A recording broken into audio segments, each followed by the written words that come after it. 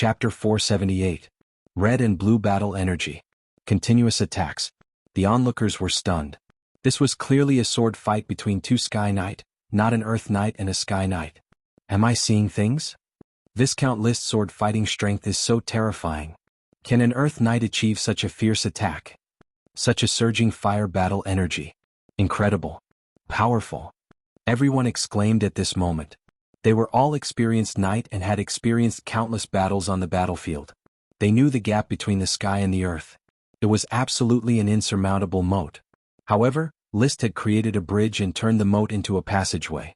He was unexpectedly able to stand on equal footing. Unfortunately, just as the exclamation fell, the scene changed instantly.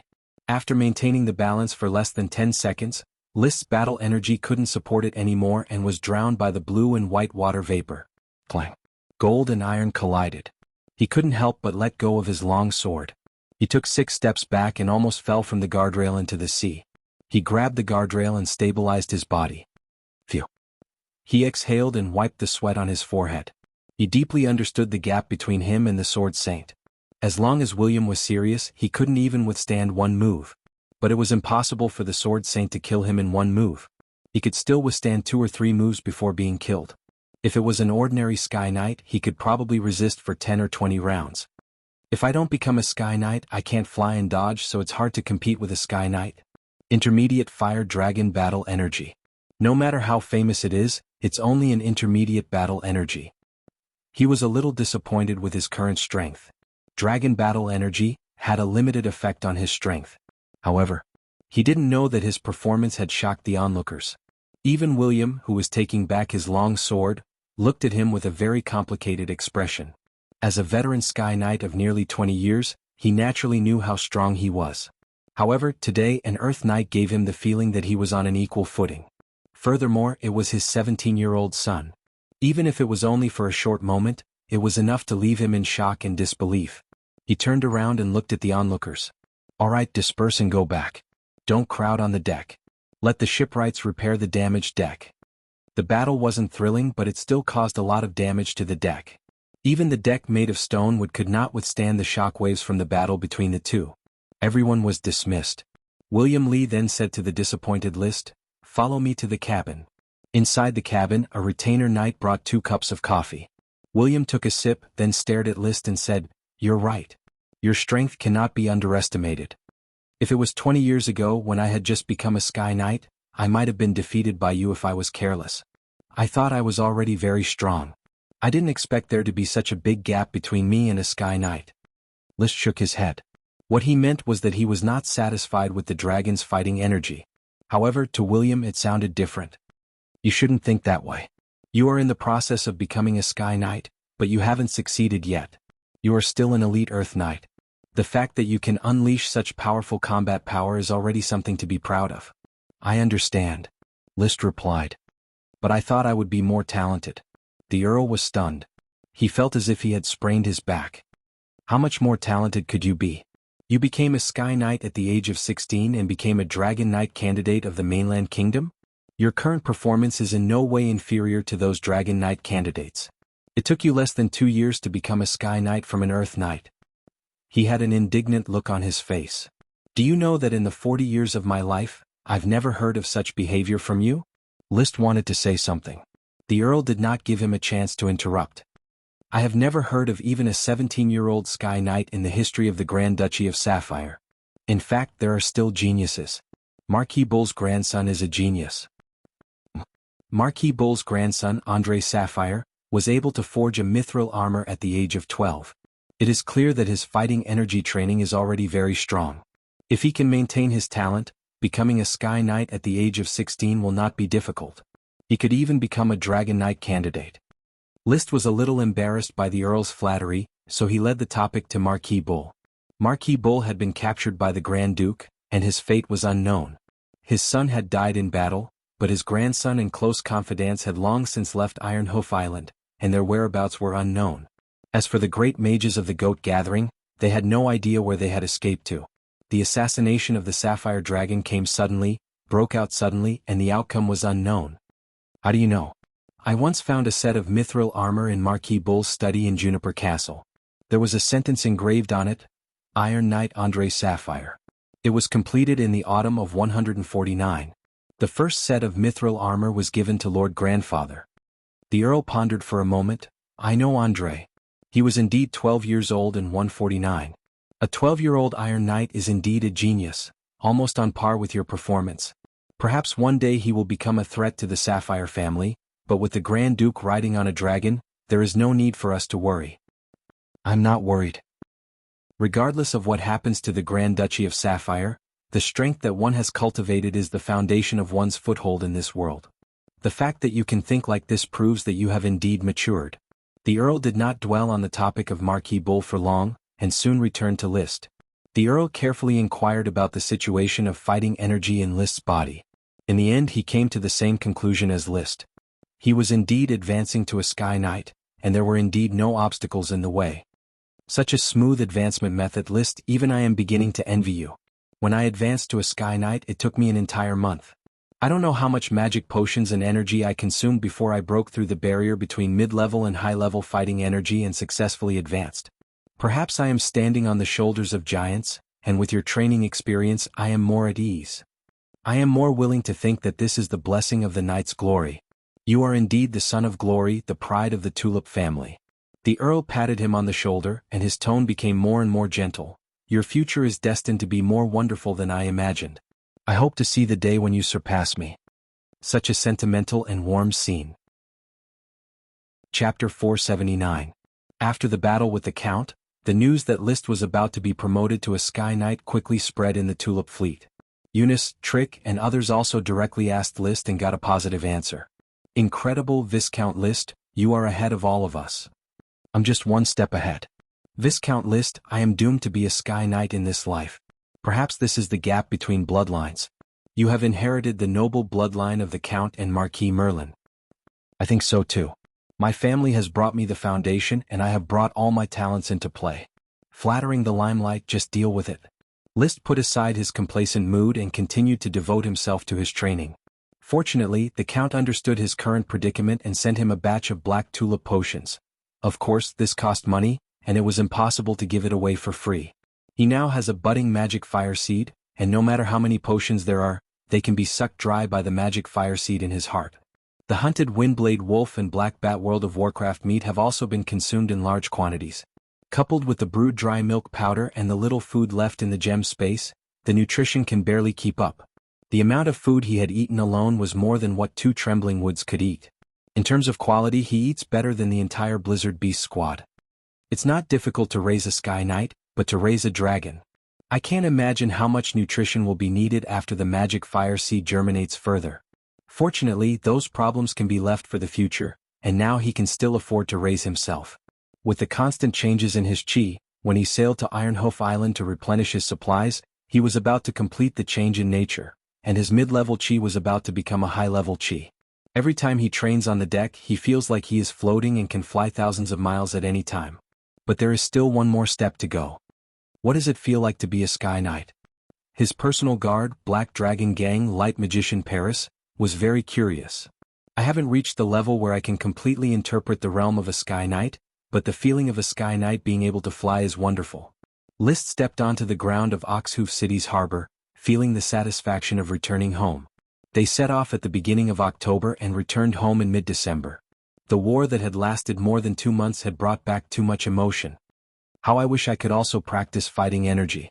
I also yearn for the sky. Paris followed List's words and also had a lot of emotions. Find a flying world of Warcraft, tame it, and experience the thrill of flying in the sky. Will your Chocobo Loki evolve to the point where it can fly? Paris suddenly asked. It's getting bigger and bigger and its wings are getting longer and longer. It looks like it's going to fly at any time. I also look forward to the moment when it can fly. They talked and talked. Paris said with a little sadness, your cultivation speed is too fast. I'm afraid that even if I transform into a Black Dragon Gang, I would still not be your opponent. My identity as a guard doesn't make much sense. It's still meaningful. You can steal a lot of information on the battlefield. However, you are a woman, and it is really inconvenient for you to live on the battlefield with our knight. List turned around, looked at Paris and said seriously, in the future you will stay in the territory, patiently study light magic, And by the way, serve as a territorial guard of Black Horse Island to protect the territory. Let me guard Black Horse Island? Yes, I intend to set up a patrol orders of chivalry on Black Horse Island. You will be the leader. In the future you can take the official route. For yourself and for your sister, you should fight for the aristocracy. Aristocracy? Paris was a little silent but finally nodded. Do I need to pledge allegiance to you? List nodded.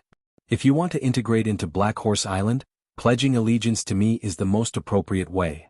Okay. She thought about it carefully and made a decision. I used to hate the nobles the most in addition to the magician. I didn't expect that I would not only become a magician, but also prepare to fight for the aristocracy.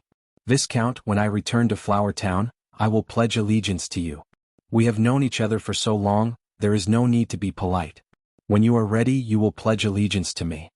Making such a decision meant a change in identity. She used to be an employer and employee, but now she would have the relationship of a follower and a lord.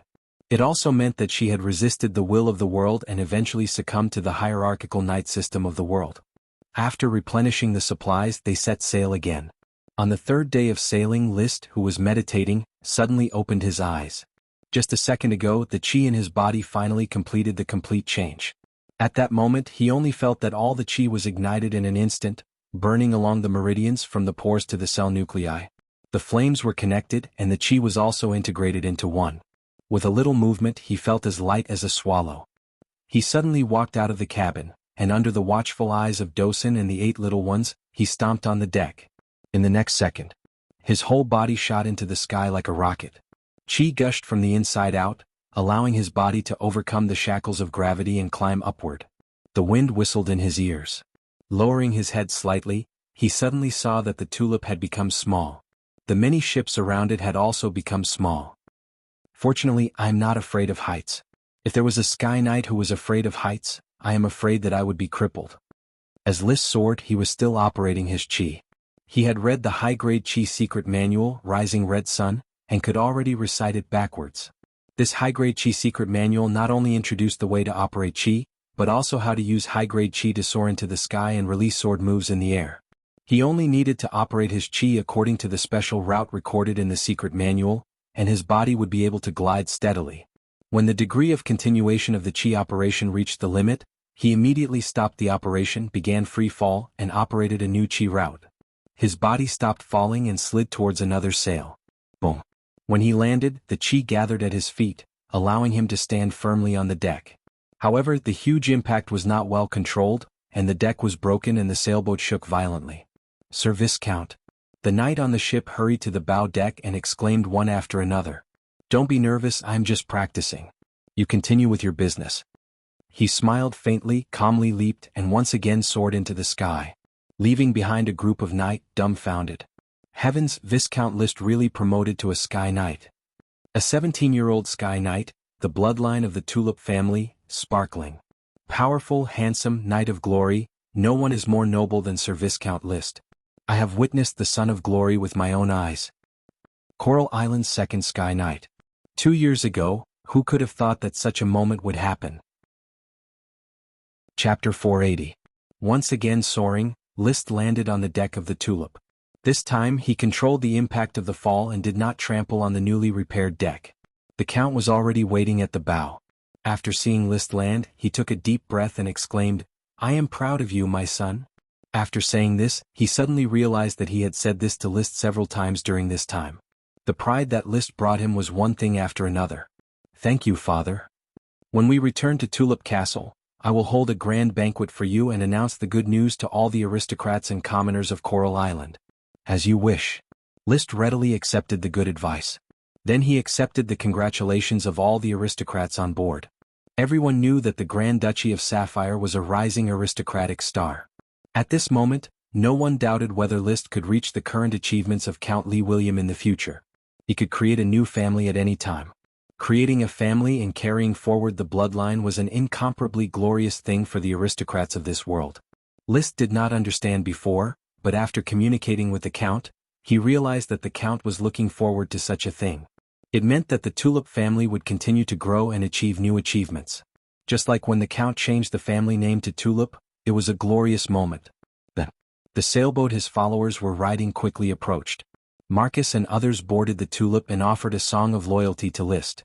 It was lively for a long time. Even though the ship was simple and crude, a banquet was still held.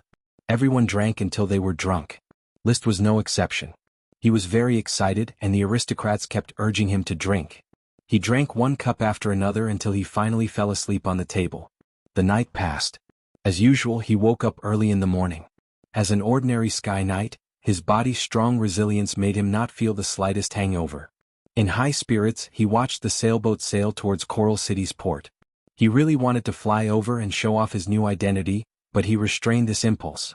The image of nobility needed to be maintained and one could not be too complacent. Disembarking from the ship, he immediately mounted Loki, a chocobo that had grown a size, and set off behind the Count. Along the way there was no doubt that he received far more attention than the Count. It was not only because he was handsome and had an outstanding temperament, but also because Rocky, who was under him, was extraordinarily valiant. His body had doubled in size and he was almost 4 meters tall. His legs were almost 1.7 meters tall and his neck was 1.5 meters tall. His body was less than 1 meter tall, but compared to his previous round body, his body was more flat and streamlined. The biggest change was its wings. They grew longer and longer, reaching a wingspan of 6 to 7 meters.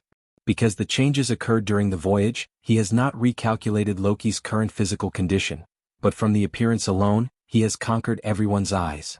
Loki used to walk beside Dosen, but he still seemed a little indifferent. But now that Loki and Dosen were walking side by side, the average person would not be able to tell which was the intermediate World of Warcraft. Dosen's tonnage and area were larger, while Loki's height and body length were longer. Each had their own merits and they were evenly matched. However, Loki's bloodline evolution had not yet been completed. He still had room for growth and his momentum was just around the corner, surpassing Dosen. After all, he would be an intermediate dragon in the future. Fortunately, 2 bloodline fruits in a row allowed him to successfully evolve World of Warcraft, and he did not explode and die. Perhaps the smoke mission is stirring the threads of fate, changing the fate of Dosen and Loki. List could only understand it this way. Surrounded by civilians on both sides of the road, the triumphant knight rode tall horses, and slowly galloped towards Tulip Castle with their heads held high. Every triumphant return was a good opportunity to promote the dignity of the knight. The solidification of the aristocratic and civilian classes, under such edification, continued to build, although he tried to deny it in his heart. But List still enjoyed the feeling of riding a horse through the streets. What people pursue in life is nothing more than fame, fortune, and beauty. Now such a scene is not the best reward for fame. Everyone wants to be the focus of attention, the difference is whether they can become it or not. Now he had the opportunity to become, and he did become the focus. The whispers of the commoners always revolved around him and his mount, Loki. There were also many children whose envious gazes followed his back all the time. When I grow up, I want to be as powerful as the Lord Knight, riding a big bird. A child announced loudly. The older companions laughed in unison. Ha, you're still riding your own pet. Maybe you can ride a big bird when you're dreaming. That's World of Warcraft's big bird. It can eat you in one bite. A young man, obviously well-informed, proudly showed off. Don't even think about it, that's the great Tulip family's bloodline, the ruler of Black Horse Island, Lord Viscount. He is the son of Glory of Coral Island, and no one is more favored by the glory of the night than him. The child said, "Ah," and stopped talking. When young and ignorant, everyone has a dream that doesn't know the immensity of heaven and earth, but growth means compromise. In constant compromise, gradually deviate from their dreams, and can no longer become the person they want to be. Fate does not need to be attacked, it only needs to slowly wear down the fighting spirit. Eventually, the bowed head will announce that not everyone can hold the throat of fate. Of course, if the heart does not give up, hope will not disappear. The world still leaves a glimmer of hope for progress for civilians, driving countless civilian knights to flock to the battlefield for this glimmer of hope. Some people would remain on the battlefield forever, dying on the battlefield, while others would return in glory. There was no doubt that List was also a man of glory. By the time they reached the intersection of Tulip Castle and Coral City, the team to greet them had already assembled at the intersection. Just like the last triumphant return of the Iron Hoof Island, Madame Penelope, Madame Marie, Ulvera, Levis, and the Loria couple were all standing at the front of the team. "Mother, I have made you worry." Lee William dismounted first and bowed to Madame Penelope. Every time he saw his mother come to greet him, he would bow like this. The aristocracy is full of exchanges of interest. There is also affection. Madame Penelope smiled and said, I am not worried about you, you always stand on the winning side and have never disappointed me, from the beginning to the present. Immediately after the Count, Liszt, who had dismounted from the bird, also walked over quickly. Grandmother. Strong young man Liszt, you have become taller and more handsome. Madame Penelope was very happy. She pulled Liszt's hand and chattered, in the past, when Lee William went to the battlefield alone, I was not worried about his safety, but worried that he would be lonely outside. Now that he has his sons to accompany him, father and son fighting side by side, he will no longer be lonely. Lee William faintly smiled. Mother, Liszt can already fight side by side with me. You definitely can't imagine what kind of surprise he will bring us. If you have something to say, quickly say it, don't delay. Madame Penelope bluntly scolded. The others also paid close attention, waiting for the Count to finish his words. The Count had long been accustomed to Madame Penelope's attitude, so his smiling expression didn't change in the slightest. Liszt has been promoted to Sky Knight. Boom. The team to greet them in triumph instantly became restless. Chapter 481. Sky Knight. Levis opened his mouth wide, his expression full of disbelief. Father, are you saying that Liszt has become a Sky Knight? Loria grabbed his arm and also exclaimed with her mouth wide open. As the future mistress of Tulip Castle, she had always believed that Levis was the most talented one in the Tulip family and that Levis would be the leader of the Sky Knight. She didn't expect that Liszt, who had an emotional entanglement with his sister, would suddenly erupt. Madame Marie's eyes widened. She didn't say anything, but her eyes were full of distrust. Her son Lytton couldn't hide his fear. Even though Madame Marie taught him to respect his second brother, he still disapproved of Liszt, who had been conferred the title of Viscount. Because of his talent, he was highly regarded by the Count, making him think that he was the genius. There was no doubt that in his eyes, Levis was just a mediocre person, and Liszt was even more of a waste. However, at this moment he heard frightening news. The second waste son of the Tulip family had become a high and mighty Sky Knight. This was a height that many knights could only dream of but not reach. Even those geniuses would find it difficult to attack a Sky Knight without sufficient resources. Why is it like this? Why is it like this? Why is it like this? Lytton's head was dizzy as this question echoed in his mind. He felt that all the strength in his body had dissipated, and he was about to lose his balance. He was flustered, stifled, and very uncomfortable. However, no one cared about his current feelings. Even his mother, Madame Marie, was nervously watching Liszt, wanting to hear Liszt personally say, Sky Knight. Madame Penelope pulled Liszt's hand and didn't let go. My young man, is what your father said true? Olvera rushed over and grabbed Liszt's other hand. My dear brother, are you really a Sky Knight, a powerful knight who can fly in the sky? In the face of everyone's concern and expectations, Liszt really wanted to wipe the unnecessary sweat off his forehead. He was a little overwhelmed by the enthusiasm of his family. He preferred the faint admiration in their eyes rather than the warm concern. But he still maintained his usual demeanor and showed the perfect standard aristocratic smile. Yes, grandmother, I have advanced to Sky Knight, completed during the recent voyage. Right now, I'm an ordinary Sky Knight. I can fly high in the sky and use high-level Do-Chi. His reply. It made those who were looking forward to it feel as if a huge rock had been lifted off their chests, and those who were jealous felt as if they had been hit by a stone hammer. But no matter what, the scene instantly fell into wild cheers. His family, no matter who they were, kept sending their blessings, and Madame Penelope hugged him and patted him on the shoulder. He was so tall that he had to bend down to let Madame Penelope hug him. After a while, Madame Penelope let go of his hand, tears faintly glistening in her eyes. Glory to the night, our Tulip family has finally given birth to a new Sky Knight. The glory of the family will not decline, but will flourish even more. Yes, mother, the Tulip family will grow stronger and stronger. The Count supported Madame Penelope and said loudly to the surroundings, the ceremony to welcome the triumphant return is over. The knights are dismissed and return to their territories to reunite with their families. The rest of you return to Tulip Castle first.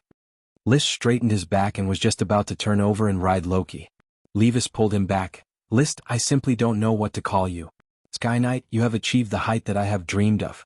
Today you must talk with me until late at night. I have too many things about training that I need your advice on. Obviously. Since he could not return to the Flower Town today, he had to reply, Brother, if Luo Lia doesn't mind, I am very willing to exchange cultivation experiences with you. Luolia came over with a smile. I don't mind, List. I hope that you two brothers can have a pleasant chat. Olvera also came over. I also want to join. List smiled. No problem. One was an exchange, two was also an exchange. He did not mind sharing his successful experiences with his relatives. Although he believed that his success was not worth learning from. At most, he would tell them some of his summary of cultivation tips. He was very good at taking notes and using scientific methods to sum up problems arising from training. A thought flashed through his mind. Perhaps I can write a copy of List's Earth manuscript as a family heirloom to provide scientific reference for the cultivation of future descendants. At this time, at the instigation of Madame Marie Lytton, who was a little pale, approached and reluctantly smiled. Brother List, I also want to join you. Although I have not become an Earth Knight, I hope to get your guidance. No problem. The Count was not far away, and List was embarrassed to refuse, even if he was not pleasing to the eye with Lytton. He also had to take into account the Count's feelings and maintain a superficial brotherly relationship. So, he was escorted back to Tulip Castle. Using the excuse that he needed to tell his followers something, he was freed from the entanglement of Levis, Olvera, and Lytton. He called Marcus. Teacher Marcus, the construction plan of the territory, especially the new town plan on Black Horse Island, I told you on the ship. Do you remember it all? Today Marcus is more cautious in front of List. When he was an Earth Knight he didn't feel it. When List became a Sky Knight he felt great pressure and infinite motivation. Yes, my lord. I may not be able to return to Flower Town immediately in the next few days. You pass my ideas to Blair Administrative Officer and let him send someone to investigate a suitable location for the new town. In addition, let Captain Harpagon of the Flower Caravan come over immediately. I have questions to ask him. Harpagon's Flower Caravan was not only engaged in trade but also involved in information exchange. It was basically equivalent to the Flower Town office in Coral City. If there was anything that needed to be understood, it was the fastest way to find him. A moment later, Harpagon rushed to Tulip Castle and reported the latest situation of Flower Town and Black Horse Island to List. The first question was List's biggest concern: whether the corn sprite was born or not. Harpagon replied, My lord, I don't know about the corn sprite. This is confidential information of the castle, and I dare not inquire about it. However, I haven't heard of any new sprites being born in the castle recently. Maybe you need to ask Mr. Carter or Advisor Gort. This was indeed the case. The sprites were an important asset of the Lord, and it was impossible to disclose information about the sprites casually. Therefore, List could only wait for Advisor Gort to receive the notice and rush to Tulip Castle as soon as possible to bring him news of the corn sprite. After listening to most of the construction of Flower Town and Black Horse Island, he sent Harpagon away. Back to Tulip Castle, he was the focus of attention. It was obvious that every time he came to Tulip Castle, his treatment had changed. When he first crossed over he was just a little invisible, then he gained the intermediate world of Warcraft and the Thorn Sprite and was valued, then he succeeded in becoming a baron on Black Horse Island and became a pivotal figure in the castle. Now, the treatment he enjoyed was almost as good as that of an earl. His family tried to be close to him, and the servants expressed their infinite respect. Chapter 482. The luncheon was very sumptuous. Even though the food style of Tulip Castle was not very to List's liking, he still ate a lot of World of Warcraft meat and various dairy products. During the war I felt hungry every day. Now that I'm back here, I can finally eat to my heart's content. Rubbing his stomach, he put down the fork in his hand in satisfaction. Madame Penelope said in a cheerful mood, From now on, we can no longer let a Sky Knight go hungry. The Tulip family may not be as good as those great nobles, but we can definitely provide enough food. Madame Marie also said with a smile, The castle's food, as long as it suits your taste, you can eat as much as you want. The focus was on List. The Count, a little jealous, said, Mother, I haven't had a proper meal on the battlefield. You are no longer growing, but List is still growing. Look, every time you see him you will find that he has grown taller again. Are you 9 meters now? Madame Penelope casually dismissed the Count and changed the topic back to List. List shook his head. About 89 meters, and I feel that my height is starting to stagnate. My final height will probably be 9 meters. Levis said enviously, 9 meters is enough. Growing too tall will bring pressure to others. He was only 85 meters, which was now a head shorter than List. Olvera said with a smile, In our family, List has been blessed by the glory of the night since birth. You have all the advantages of the Tulip family and Taro family bloodline: height, appearance, talent. I was very jealous of you when I was a child, but now, it is difficult to even catch up to your back. I think Levis, Olvera, and Lytton have all inherited the family's talent. As long as the supply of resources can keep up, there is hope for them to advance to Sky Knight. List replied. It didn't cost much to say a few words of flattery, so he was happy to encourage his brothers and sisters in this atmosphere. In the afternoon, Gort rushed over from the Flower Town. My lord, when I heard that you had advanced to the rank of a Sky Knight, I was so overjoyed that I almost went mad on the spot. As soon as they met, he began to flatter. When I followed you to Flower Town, I knew that you were deeply favored by the glory of the night. You are the son of glory. List maintained his smile. Gort's flattery continued unabated. In less than 2 years, you have achieved glory that many nobles could never achieve in their entire lives. Sky Knight, you are only 17 years old. This is a great joy for all the people on Black Horse Island. If they didn't stop him, Gort might talk for half an hour. He had to interrupt. Advisor Gort, becoming a Sky Knight is indeed a pleasant surprise, but now I want to know more about the territory. In the 2 months that I was away, did my corn sprite come into being? Is everything going smoothly in the territory? The corn sprite has not yet been born, but it has reached the final stage of the fat pupa stage and is motionless. We can't guess whether it has evolved successfully, but it has not decayed and disappeared. I believe that the time for success will come soon. That's good. Upon hearing this news, List was finally relieved. He had been thinking about the corn sprite for a long time. The fat pupa stage of the sprite was a key point: failure turning into ashes. Success, the sprite broke out of the pupa. Although the corn sprite had not yet broken out of the pupa, it had not turned into ashes either. It was still working hard to complete its evolution. What about other things? The new cordyceps of the rubber tree have reproduced a large number of seedlings around the roots. Blair has sent serfs to cultivate them within the influence of the cordyceps before the heavy snow comes. Now it seems that these seedlings are affected by the cordyceps and can safely survive the winter. Gort was now barely a qualified advisor of the territory, and most of the situation had been kept in mind. Overall, the territory had not changed much in the past 2 months, and there had been no gratifying progress in the various industries. There were not enough serfs, and the key industries could only barely be maintained, let alone other industries that had not yet been developed.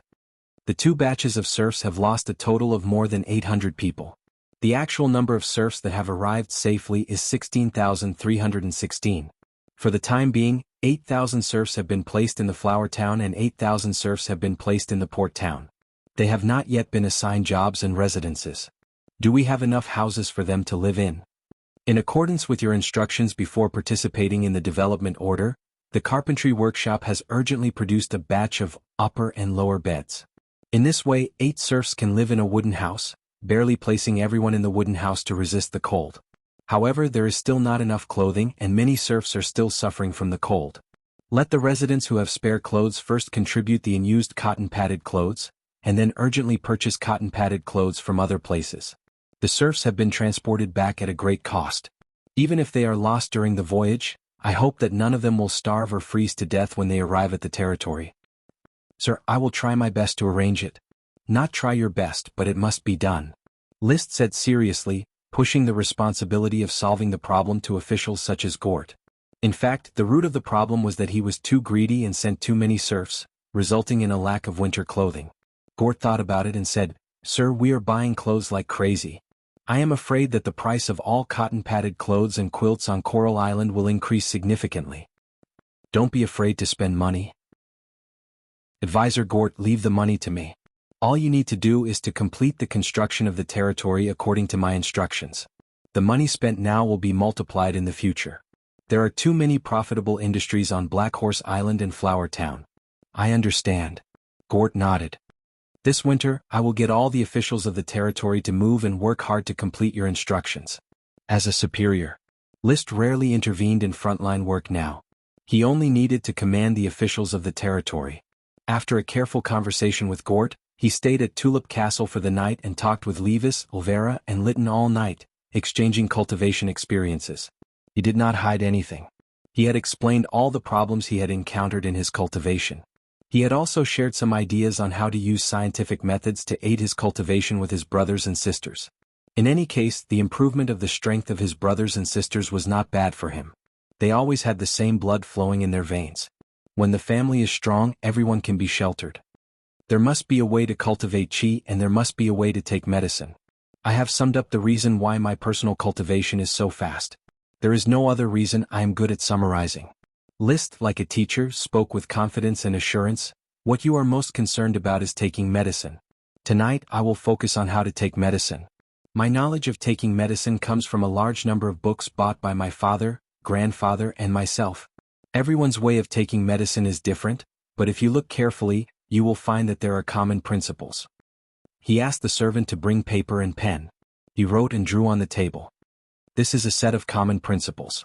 You can call it Lister's pharmacology. It specializes in the study of taking drugs. Constantly recording the feeling of taking drugs, knowing how to make tables and draw curves, and finally finding the most suitable dosage. He said it very seriously. Levis and the other two listened very seriously, their eyes shining from time to time. Perhaps they thought that by learning List's pharmacology, they could be promoted to Sky Knight as quickly as List. They were destined not to know. Chapter 483. Taking potions is an essential means of night training. Without the help of potions, it is difficult to break the shackles of the human body and accommodate more qi to transform the body. It is already amazing that scientific potions can promote less than 1/10 of the effect. Levis will become a Sky Knight sooner or later even if I don't teach him potions. As the eldest son of the Tulip family, it is impossible for him to stay at the Earth Knight stage forever. It is hard to say for Elvira. She has not entered the elite stage yet, so the possibility of her breaking through to the Sky Knight is relatively small. Night training not only requires a lot of resources, but also a persistent heart. Elvira's diligence in cultivation was not outstanding. It was probably because she was a woman that limited her desire to pursue strength. She would rather spend a lot of time with Madame Penelope to watch funny shows than diligently train qi every day. As for Lytton, he is still young and has not even become an Earth Knight, so it is difficult to judge his future achievements. However, he is only 13 years old and will only be 14 after the new year. His talent is indeed not inferior to that of Levis. As for List, it is not easy to compare. He was a loser when he was young, but now he is shocking. There is no clear record of a 17-year-old Sky Knight in the Grand Duchy of Sapphire. Of course, he can't be compared to the Dragon Knight candidates of the mainland kingdom, but in the country, List can already be crowned with the title of unprecedented. Basically, these contents are all of List's potions. I will find time in the near future to write my training experience into a secret book as the inheritance of the Tulip family, List's Earth manuscript. You can borrow it to read when the time comes. I am usually very busy and have no time to answer your questions. Even the Count does not have time to care about the training of his children all day long. He is only a peer who has been enfeoffed and has no obligation to teach them. Being able to write a manuscript for the family to read is already very responsible. After a night of chatting, List fully revealed his training experience in the elite Earth Knight stage. It wasn't until 3 o'clock in the morning that the exchange meeting ended. He took a shower, had a midnight snack, and returned to his room to sleep. The next day was still a busy day. The Count said that he would hold a grand banquet for List to celebrate his promotion to a Sky Knight. Therefore, countless aristocrats of Coral Island were summoned to Tulip Castle to participate in the celebratory banquet. The focus of the banquet, List, was undoubtedly flattered for the entire day. Drunk as a kite. He didn't even have his evening training. The morning sun shone through the window. When he woke up, his body had completely recovered, and there was no hangover in his head. While he was washing up, he shook off the distractions of the past 2 days and began to sort out his future plans. Becoming a Sky Knight is just the beginning. I am now an ordinary Sky Knight. I still need to continue training, advance to the Sacred Swordsman level, advance to the Perfection level, and finally succeed in riding a dragon and become the Dragon Knight of my dreams. He was washing his face with cold water, which was more comfortable in winter. The biting cold water had no effect on him. The Sky Knight with a powerful physique had a strong resistance to cold and heat. However, the cold stimulated his brain to become clearer. There are 3 points to pay attention to in my training. One is the development of Dragon's Qi. How to breed a budding magic fire seed is an unavoidable topic. The other is the training of high-level Qi secret manuals. Flying and fighting must be followed up quickly. He took the towel handed by the servant and wiped his face. He was still pondering. The third is the issue of the Sky Knight's poison. In the elite Earth Knight stage, taking poison is a necessary means of training. But in the Sky Knight stage, poison is still a necessary means of training. I have to sum up a new poison plan as soon as possible. The training of Qi could be described as a boat sailing against the current, not moving forward or backward. So even if he became a Sky Knight, he could not stop taking potions, and the amount of potions would increase. Unlike mages who relied on meditation to condense the free magic in the air, they could live in solitude and concentrate on studying the truth. The knight's Qi was self-produced, and when a knight ruled the world, in order to consume Qi, they needed to constantly consume resources. War was also born. The amount of magic potions in my territory is obviously not enough. Unfortunately, there are not enough elves to expand the magic potion planting. In the future, this consumption will be huge. At this stage, the most suitable way to deal with it is to expand the scale of flame mushroom and snow flame mushroom. His territory had 5 magic potion planting projects: black tulip, fast-growing magic thorns, flame mushroom, snow flame mushroom, and the auxiliary medicine black nightshade. But black tulip, fast-growing magic thorns, and the auxiliary medicine black nightshade all needed elves to support them, otherwise the magic potions could not be planted. Only the flame mushroom and snow flame mushroom could continue to expand. Taking advantage of the cold snap, I should plant at least 500 mu of snow flame mushroom and 1000 mu of flame mushroom this winter. In the future, I hope that the flame mushroom can be quickly expanded to 10,000 mu. There are a lot of serfs coming, and I have enough manpower to learn how to grow flame mushroom. Flame mushroom cultivation required a lot of materials. But the cost of buying materials was not worth mentioning compared to the value of the magic potion. The only restriction was the cultivation technique. Serfs did not know how to grow mushrooms at all. Fortunately, List had been promoting the apprenticeship system in his territory, and the serfs in the Shiitake settlement had begun to take apprentices. Mushroom cultivation techniques slowly spread like wildfire. In addition, the thorn sprite Ella should all be arranged to plant fast-growing magic thorns. As for fast-growing iron thorns, they should be directly planted with ordinary wood. It has the effect of fast-growing, and it still has a great advantage over ordinary wood. Anyway, the carpentry workshop business is not very profitable. Ironwood quality furniture was still very popular, but it was difficult to sell the furniture of the carpentry workshop at a high price in a situation where all the aristocratic territories had their own carpenters. Sales could not be expanded, and the techniques were always quickly learned by other carpenters. So, from the analysis of costs and benefits, List hoped that the territory would develop industries with high returns, such as flour wine, flour soap, and the glass that was about to go into production. The masters of the Fire Dragon Brick Factory had been studying glass technology for several months and could produce barely qualified glass products. There were still many impurities and color flaws, but it did not prevent it from selling at a suitable price. The World of Warcraft breeding industry should also be developed quickly. The mangrove, green caterpillar and mallard duck industry must be expanded as soon as possible. Later, let a Qi take Nami to build more mangroves. It is also best to artificially raise the black giant clam and pink conch, especially actively planting pearls. He did not know how to grow the pink conch pearls, but the black giant clam could put impurities such as sand in the small shell to promote the black pearl. Finally, after washing up, he had already walked to the dining room and was ready to enjoy breakfast. List thoroughly sorted out the 3 major goals of the territory in the future: the high-profit manufacturing industry that earned cash flow, glass, liquor, and the like; the potion planting industry that provided him with potions, various potions, auxiliary potions, and the like; the breeding industry that provided his daily consumption of food, dragon dairy cows, mallard ducks, pink conch, and so on. Everything could be delayed. Only these 3 industries must be vigorously developed. Chapter 484. Now on Coral Island, no one can stop List from going anywhere, let alone back to his own territory. List declined the invitations of his aristocratic colleagues and directly took the retainer knight to Flower Town. The chocobo Loki, who had grown a size bigger, finally had the chance to let loose. "You take Dosen and the 8 little ones back to Flower Town. I will go alone, no need to follow me," he told the retainers and servants, stabilized the blizzard beasts, and then rode Loki like the wind. "Speed up, Loki." Pluck. The high IQ chocobo could understand many of List's commands. It immediately started running. Its 2 legs of about 1.7 meters were like walking on stilts, and they were very stable. Even if only the afterimages of its legs could be seen, it still looked calm. The wind whistled in his ears. Loki's speed at the moment, List felt, was at least more than 300 kilometers per hour. Because from leaving Tulip Castle to seeing a small town on the outskirts of North Valley City, it only took 20 minutes. The distance between Tulip Castle and North Valley City was less than 100 kilometers. Originally, when Loki did not release magic, its top speed was 200 kilometers per hour, and it could only last for 10 minutes. Now it can run to 300 kilometers per hour, and it can last for 20 minutes. Looking at Loki, whose physical strength had reached its limit and whose speed had dropped significantly, List silently estimated.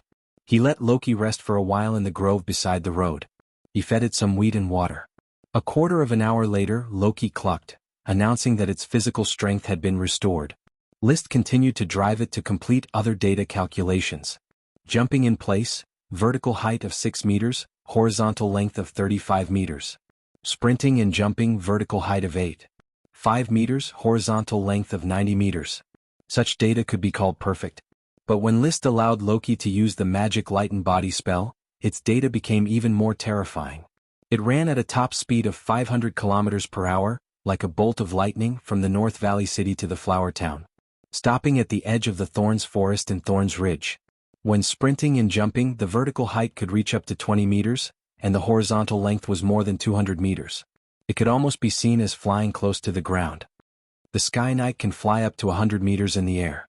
Loki is slightly worse, but Loki's speed is faster. It's almost the perfect mount for me. If only it could fly. It's a pity that it has such long wings and still hasn't learned how to fly. List was proud but also slightly regretful. Not being able to fly was always a flaw. When he rode Loki on Dosen Avenue, the patrol soon found him, and the news quickly spread throughout the town. At the entrance of the castle, Butler Carter had already hurriedly led the servants to welcome the return of the old master. "Master, welcome home." "Long time no see, Mr. Carter, Mrs. Morrison, ladies and gentlemen," List greeted the servants with a smile. Loki was handed over to the servant to be taken away to be fed, and Butler Carter entered the castle while talking and laughing. Without any delay, Zhang Xian headed straight for the worm room. Wow! Ella had known through telepathy that List had returned home. She flew out directly and yelled at List. She was very dissatisfied with List's disappearance for so long. Of course, there was also joy brought by List's return. "Ella, long time no see." List touched the small thorns on Ella's head and put it on his shoulder. List then saw the protected fat pupa corngrass worm. The original blue-yellow corngrass worm had now become a huge gray-yellow worm. Its skin had lost luster, and it was motionless. However, List could feel a strong life force pulsating under his skin. List cast magic eyes and saw that the magic power of the primal chaos was suddenly bubbling like boiling water. The bubbles burst one after another, and then there was an inexplicable change in nature. The huge fat pupa corngrass worm also expanded in an instant. Excitement came from it and deeply infected List's mood. Butler Carter stood behind him, saw the change and directly exclaimed, "Master, is this a successful evolution?" Yes, Ella was born in such a situation. List was full of smiles. It was a great surprise. He had just returned and the corngrass worm had begun its final evolution. Time passed little by little. The corngrass worm had grown to the thickness of a calf. Then, List's pupils suddenly widened as he saw the corngrass worm's skin change from gray-yellow to pale and suddenly burst open. Following that, a small pink pale yellow hand reached out from under the skin, followed by an arm and then a round little head. There was also a small corn on top of the head. The extremely beautiful little elf had already revealed her appearance. With curiosity about the world, it stretched out its head and looked around and finally fixed its eyes on List. It opened its small mouth and shouted, "Chirp." Its cry was different from Ella's more crisp voice, a bit similar to Nami's delicate cry. Wow! When Ella saw the newborn elf, she quickly flew up and was about to rush towards it. However, he was grabbed by List and placed on the side of the table. Then he issued a command to not move, and pouted his mouth in grievance. Then, with a smile on his face, List waved at the newborn elf. The corn sprite climbed out of the broken skin. Its chubby body shook and a pair of transparent wings stretched out. It flew up, circled the whole room and fell on List's palm. Chirp! It left the corngrass worm's skin. Before List touched it, it directly turned into dust and disappeared without a trace. A very gentle little elf. I can feel your calm heart. Looking at his third elf, List was filled with emotion. "Mr. Carter, look at it, isn't it beautiful?"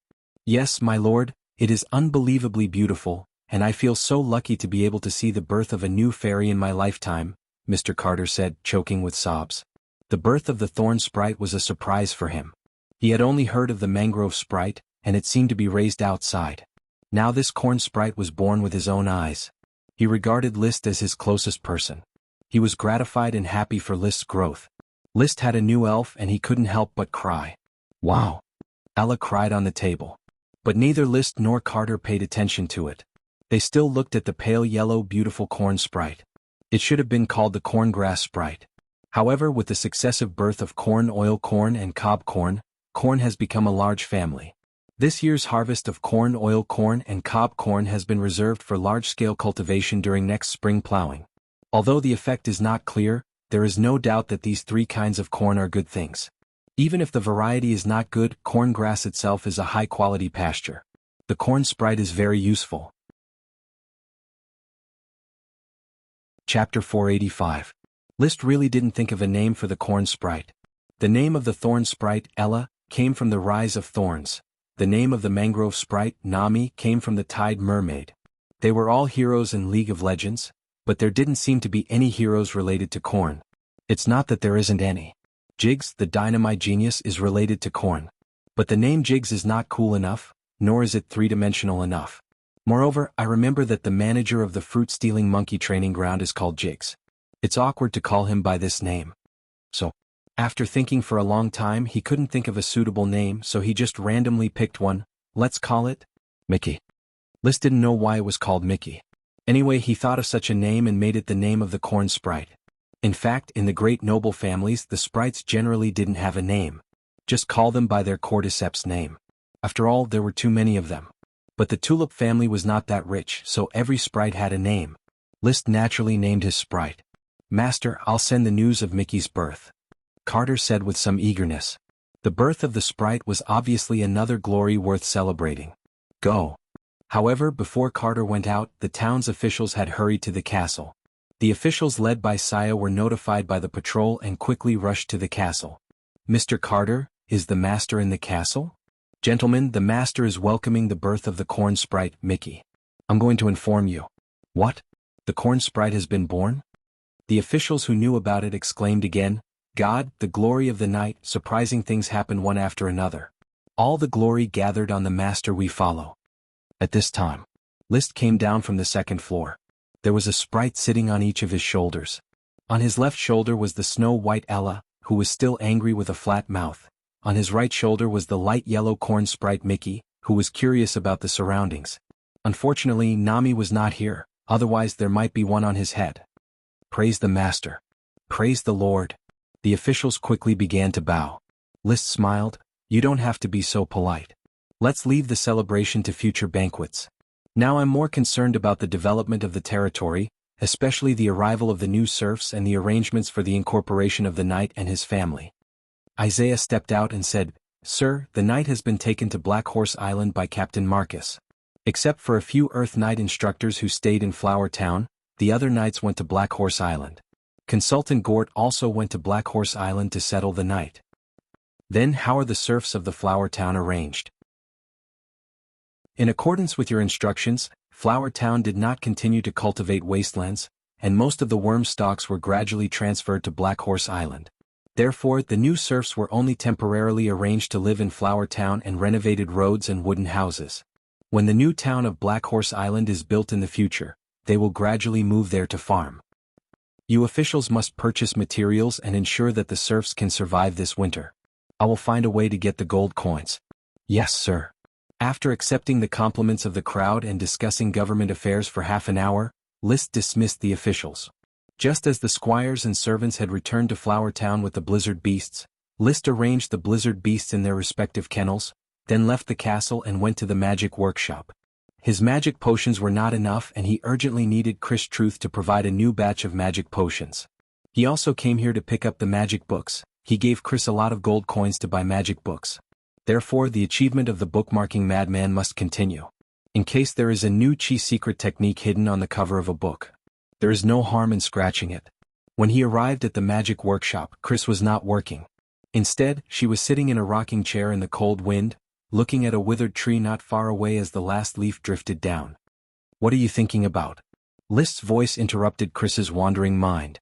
She hurriedly got up. Lord Viscount, you are back? I heard that you have successfully advanced to the rank of Sky Knight.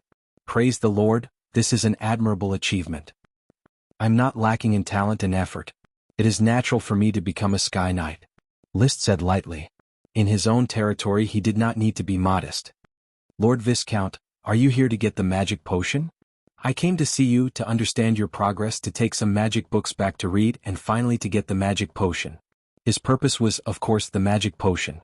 But when speaking there is no need to be so straightforward. He can adjust the order appropriately.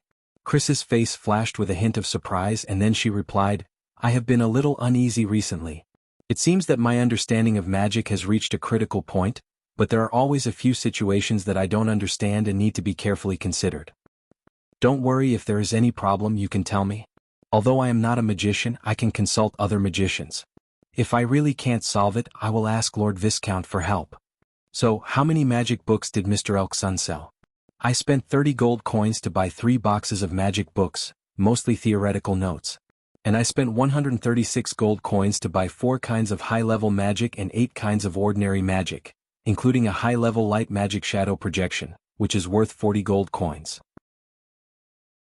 These magic books were directly handed over to the servants to carry to the castle. Chris then began to hand over the magic potions. Chris made the magic potions very quickly as long as the materials could keep up, and the consumption of the production was relatively low. But it was clear that the magic potion materials produced in the territory were still too little. She had only made a small batch of magic potions during this time. It was not enough for List to practice for half a month. So he still had to spend gold coins to buy magic potions from the outside. Although it was painful, he had to do so for practice. Fortunately, the balance of the sale of the black pearls could be recovered soon, the income of the flower wine could be obtained soon, and the production of glass was also put on the agenda. Otherwise, List would really have a hard time facing the construction of the territory. Take away the magic potions. Return to the castle. List immediately began to work on his achievement as a madman. The castle's current collection of books has been piled up one bookshelf after another, looking like a scholar's study. But in fact, except for the cracks in the covers, half of all the knight's novels and magic books were brand new. 1 book, 2 books, 3 books. He was like a diligent little bee, constantly cutting the covers to look for possible interlayers and metal papers. He hoped to get another secret skill. Unfortunately, however, until dinner he cut all the covers of the books, but still did not find the interlayer. Chapter 486. The dinner party was lively. Although the officials and Knight of Black Horse Island did not appear, the officials and Knight of Flower Town alone were enough to make the castle lively all night. However, in his territory List rarely drank. His majesty grew stronger and stronger. When he did not want to drink, his followers did not dare to persuade him to drink. At the dinner party there was another thing worth mentioning. His personal guard, Paris, officially declared her allegiance to him and became one of his many followers. List personally appointed her as the head of the Black Horse Island Patrol Orders of Chivalry. Paris's strength ensured that the Earth Knight, even if they were jealous of her high position, would not dare to provoke her. After all, she was one of the few people in the territory with the strength of an elite Earth Knight, and she was still comparable to a veteran elite Earth Knight. Even if Paris was a woman. There was no concept of the 3 obediences and 4 virtues in this world. There were many female knights, and the status of women in society was not necessarily much worse than that of men. It was just that there were very few women in the high-end combat force. Most women acted as territorial managers. Men charged and fought while women managed the manor. This was the standard. Paris, who had become a follower, was ready to pack up her things and follow List to Black Horse Island early tomorrow morning. For a long time to come, she would settle on Black Horse Island and take on her responsibilities. He looked at Paris, who was already using the terms of a superior and a subordinate. List was somewhat disappointed. The knight system was a society where the hierarchy was very clear. The definition of friend here was more like a partner who could bring benefits to each other. Ever since List crossed over to this world, he hadn't really made any friends. Butler Carter was his confidant. He wasn't a relative, but he wasn't a friend. Advisor Gort was his teacher and advisor of the territory, but he was only a follower. Captain Marcus was also a teacher and a follower. Levis was the elder brother and Meopal was the cousin, but they were not friends. The Siren Chi was his sister. To be honest, the relationship between the two was somewhat similar to that of siblings and lovers. There was even a kind of twisted relationship between a master and a pet, but they were by no means friends. Only Paris, with her disdain for nobles, could be developed as a friend. But sometimes, because of the attraction of genders, there would always be a vague ambiguity. In the long run, it would be difficult to maintain normal communication. However, taking a step forward was not a result that Liszt was willing to see. He did not have such thoughts for the time being, so he decided to cut the Gordian knot. He didn't want to be entangled in his feelings. Dragon riding was the focus of his life. After the banquet, he took Dosen and the two elves to the seascape villa. The lights in the villa were still on, but Achi did not appear. He blew the horn for a while, but there was still no response from Achi. I don't know where Achi has gone. It seems that we won't be able to see her tonight. But just as he was about to turn back, a familiar horn sounded from the sea. It was Achi's response. After a while, Liszt saw the sea sprite that he missed so much. She was still as beautiful as before, without any signs of age. Brother? Achi threw herself directly into Liszt's arms. Her petite but plump body made Liszt instantly have a reaction that he shouldn't have. Even in winter, Achi still didn't need to wear clothes. Her body was a little cold but very soft. She could already skillfully control the hose to avoid wet Liszt's clothes when they touched. So, it meant that when they hugged, the hose did not exist. Her body was clinging to Liszt's clothes. Thinking of this, Liszt felt that his body was about to lose control again. He could only silently say, at least 3 years, the highest death penalty, and run his chi to eliminate the body's reaction. It took a lot of effort to barely control himself and not expose the restlessness in his heart. Chirp. The mangrove sprite was flying on the side. Seeing Achi happy, it was also happy. However, its expression soon froze. Because it saw the thorny sprite Ella, whose face was full of anger, staring at it with her fists clenched. The meaning of threat was self-evident.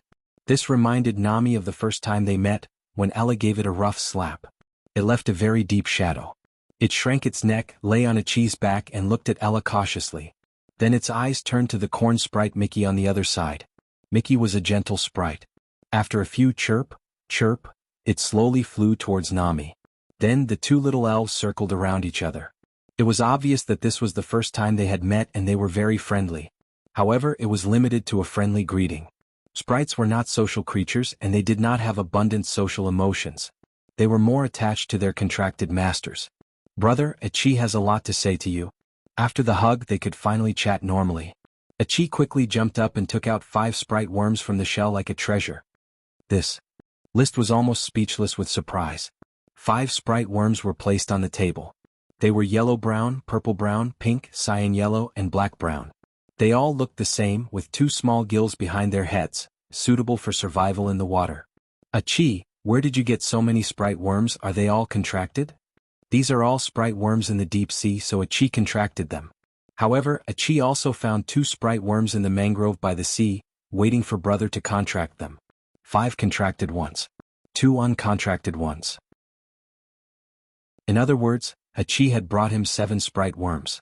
In addition to Nami and the kelp worm in this short time, Achi brought him a sprite and 8 sprite worms, which was simply a wholesale sprite. But soon, Liszt knew that he had misunderstood a sprite worm. The yellow-brown one was the previous kelp worm. Achi also brought the remaining 4 sprite worms. What did the sea plants look like? The purple-brown sprite worm, its body was a kind of wrinkled, flaky seaweed, a bit like the seaweed in the seaweed egg soup that Liszt had eaten. This sprite worm, for the time being, could be called a seaweed worm. The pink sprite worm, its body was a kind of translucent, gummy red plant, which grew on rocks looking like red flowers on rocks. It was probably also some kind of algae. This sprite worm, for the time being, could be called a redstone flower worm. The cyan yellow sprite worm, its body was a kind of algae commonly seen in the waters of the flower town. The oyster settlement's fishermen called it sargassum. This sprite worm, naturally, was called a horsetail worm. The black-brown sprite worm, its body could also be found on rocks by the sea at low tide. The fishermen called it inkhorn algae. This sprite worm should be called a inkhorn worm. Kelp worm, seaweed worm, redstone flower worm, horsetail worm, and inkhorn worm. The 5 sea sprite worms were an eye-opener for Liszt. These sea sprite worms seem to have gills. Are they all algae? Are the sprite worms bred by algae all like this? For the time being, it was impossible to develop a sea breeding industry. Liszt then asked Achi, Where are the other two sprite worms? Chapter 487. They chatted until midnight. Only then did he realize that Achi had not learned much about magic arrays in the past 2 months. She had been looking for sprite worms in the sea. The sea was far wider than the land, and the water depth could even reach thousands of meters. Achi only swam in the shallow sea area of 100 meters, and it was difficult to find plants in the deep water area.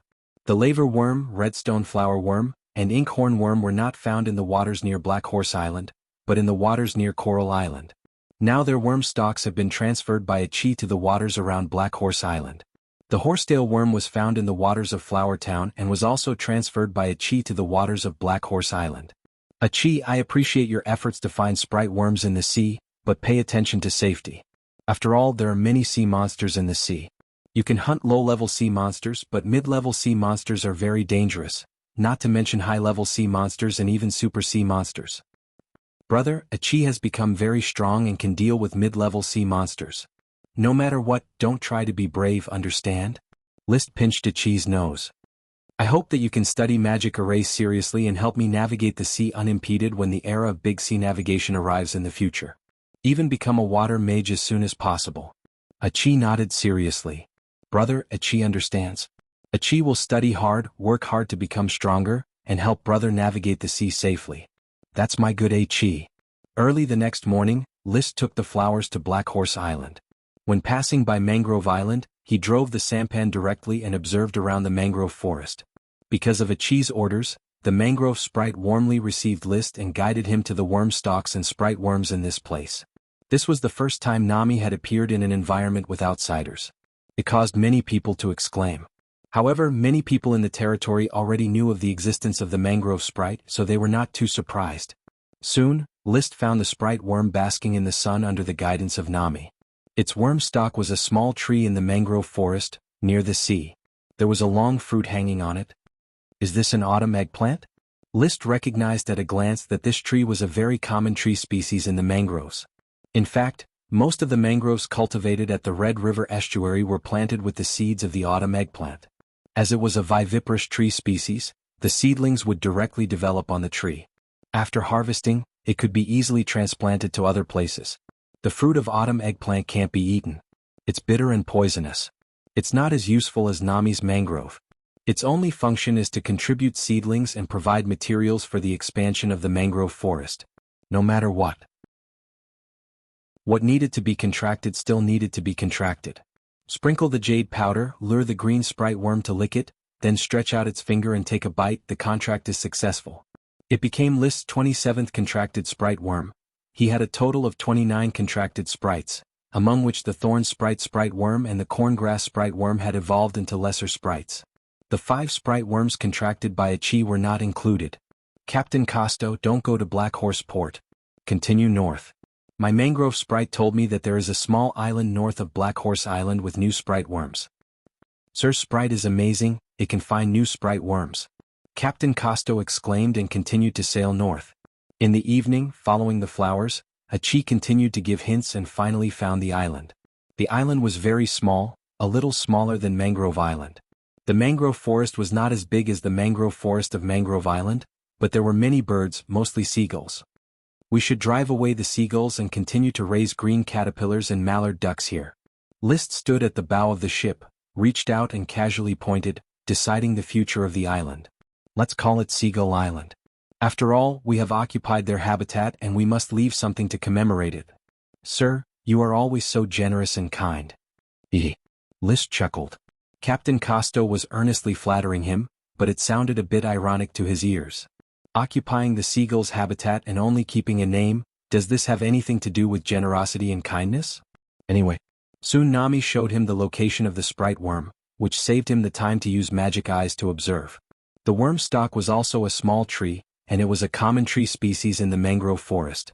It was labeled goat's horn fruit tree. Although it was a fruit tree, the seeds of the fruit were poisonous. Its role was probably the leaves, which could be used as fodder to feed livestock such as cattle, sheep, horses, pigs, chickens, ducks, geese and other domestic animals. The plants in the mangrove forest were basically not of much value. So, he smeared the jade powder and quickly contracted the goat's horn fruit worm, making it the 28th sprite worm in List's hands. Whether they are useful or not, at least they can expand the mangrove forest and provide a habitat for the green caterpillars and mallard ducks. This is already a benefit. Finally, at night, the flowers sailed into Black Horse Port. The port town officials who received the notice, under the command of Gort, quickly organized a grand bonfire party to welcome the arrival of List. List also took the opportunity to encourage the officials of the territory. He also cared about the living arrangements of the incorporated knights on Black Horse Island, so that they could integrate as soon as possible and contribute to the construction of the territory. After the bonfire party, without taking a break, List directly held a territorial meeting. All the knights in political positions participated in the meeting. The main articles of the meeting were divided into two parts. One was the officials' report on the construction, and the other was the new town planning. The content of the report was nothing new, Gort had already reported it once. His main purpose was to determine the new town plan. Blair had been presiding over the matter, so he explained the planning plan prepared by the officials. Sir, the number of residents on Black Horse Island is estimated to be 20,000. According to the size of a town that can accommodate 5,000 people, we need to build 3 new towns. But to ensure that more residents can be accommodated in the future, we have planned 6 new towns. Hearing this, List could not help but nod. He had always advocated that officials should have advanced awareness and not just see the immediate point. To look at the long-term future and think about how the territory should be built and developed from an overall perspective. Now, the new town plan presided over by Blair was very good. 6 new towns, plus the growing port town, were enough to accommodate a population of 40,000 to 50,000, which could meet the development needs of Black Horse Island for several years. Seeing List nod. Chapter 488. The plans for the 6 new towns were constantly revised and finally approved with List's affirmation. According to this plan, the future administrative division of Black Horse Island has been clearly defined. The southernmost point is the port town, adjacent to Black Horse Harbor, which will be upgraded to a port city in the future. It is the central city of Black Horse Island, and List's new castle is on the edge of the city. The city would concentrate most of the industry in the territory and become a modern industrial city. In the northwest was Newport Town, which was adjacent to the undeveloped Newport Town and had the potential to be upgraded to a city in the future. It would be the starting point for List to explore the Aquamarine Sea and the Devil's Sea. In the southwest was Green Tea Town, located at the foot of the Ice Grass Hill. A large piece of land was planned to be used as a green tea plantation. The town's future development would mainly focus on green tea. The easternmost part was the Red River Town, located at the mouth of the Red River. Next to it was the mangrove forest. The town's future development was mainly focused on the green caterpillar, mallard duck industry. The valley between Lamus Grass Mound and Needlegrass Mound was horse herding town, adjacent to the Black Horse pasture. The town's future development would mainly focus on animal husbandry. The valley between the Alfalfa Mound and the Ice Grass Mound was Thorn Town. In the future, the Thorn Garden would move to this place. Naturally, the town's future magic array would focus on planting thorns. At the westernmost end is Grain Town, located in the valley between Alfalfa Hill and Lamus Hill. It is planned to open up large-scale grain farms here as a food base for Black Horse Island. If the Flower Town was also taken into account, it was mainly for trade and had the potential to be upgraded into a trade city.